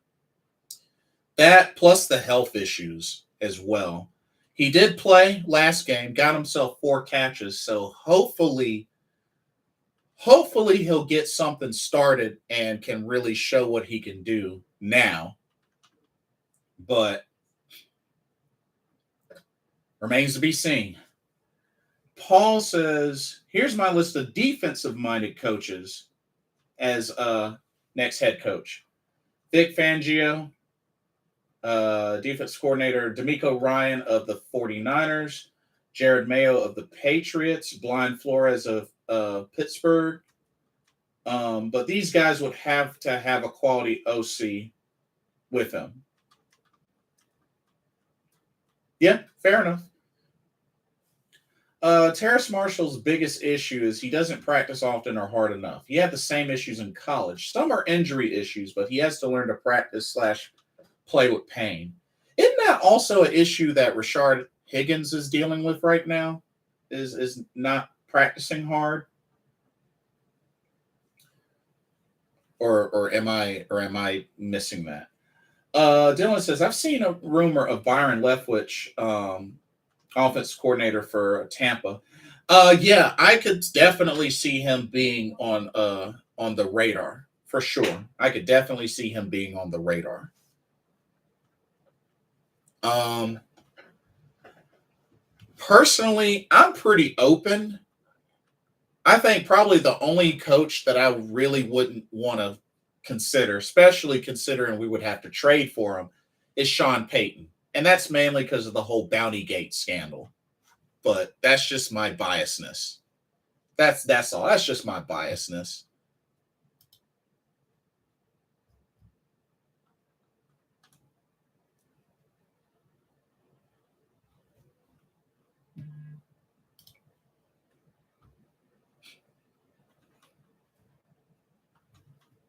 But Dylan says I could not agree more. Yeah, yeah. And I mean, I know he has a Super Bowl. I know, but just yeah, that Bounty Gate scandal rubbed me the wrong way. To be honest with you, that's just me being honest. But let me think. Paul named off some great candidates across the board, especially Greg Roman, Shane Steichen of the Eagles, the 5-0 Eagles, um, D'Amico Ryan of the Niners. I would love to see Brian Flores get another shot. I would love to see him get another shot. Um, Paul says Higgins probably very disappointed that he didn't play a snap the first 3 games, which is a coaching problem, which I agree. So he may have soured on the club. Not saying it's right to do, but he had no opportunity. Yeah, yeah, I have to agree. Vietnam says KC offensive coach. Oh, Eric Bieniemy. Oh yeah, yeah. He's definitely a name that's been mentioned quite a lot. Eric Bieniemy. Um, but you know something? He's been an offensive coordinator for a long time. Like, why do y'all feel like he hasn't gotten the rub yet for a head coaching position? Oh, and by the way, Luke Kuechly and Jonathan Stewart were at practice, Carolina Panthers practice. I don't know if y'all knew that, but yeah, he was there.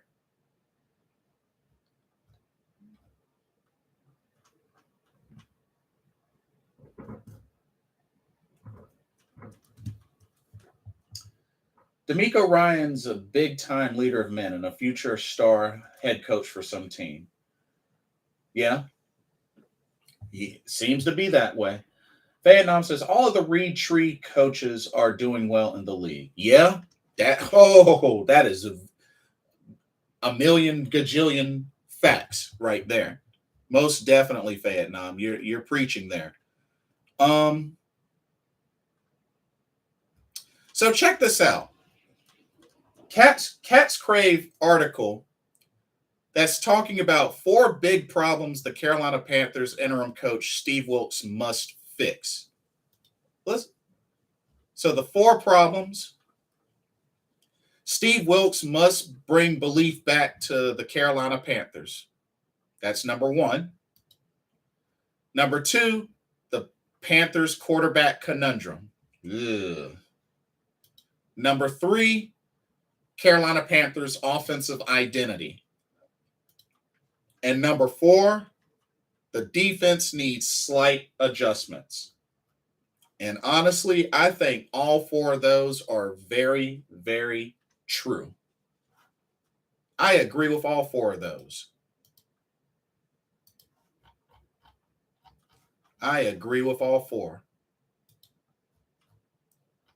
Bring belief back to the Carolina Panthers, the quarterback situation, offense identity needs to be established, and there needs to be some adjustments on defense. I couldn't I couldn't agree more. Paul says, Bieniemy will unlikely ever be a head coach. Oh, I forgot about that. The assault charge from his young adult days. Oh, I forgot about that. Wait, they're still holding that against him? Wow. Interesting. Okay. Giants OC Mike Kafka played and coached with Andy Reid and KC and Eagles, which is why I have him on my list, and is doing a great job with the Giants offense and Daniel Jones. They're 4-1. They are 4-1.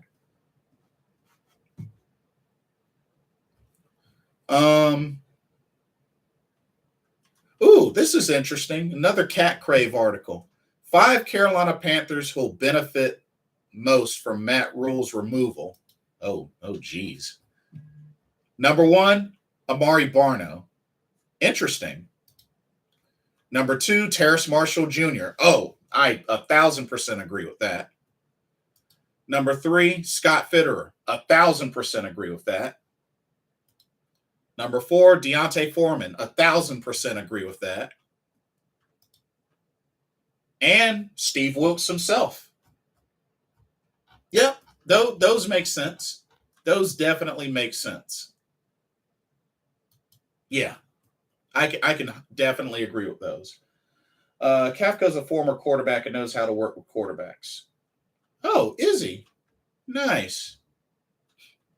Very nice. Very nice. But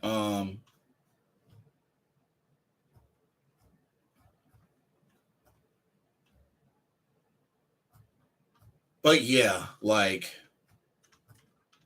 if anything, y'all, ultimately, we got to start winning. We got to start winning. That may or may not happen with Steve Wilks starting this Sunday, but we got to start winning. That's really the only chance that we have. We got to start winning. But I think I'm going to end on that note. But yeah, 14-10, Carolina is my prediction against the Los Angeles Rams. I think it will be a defensive battle. Both offenses have been struggling. PJ Walker is starting, so I guess I'll go ahead and mention it since folks are going to probably mention it.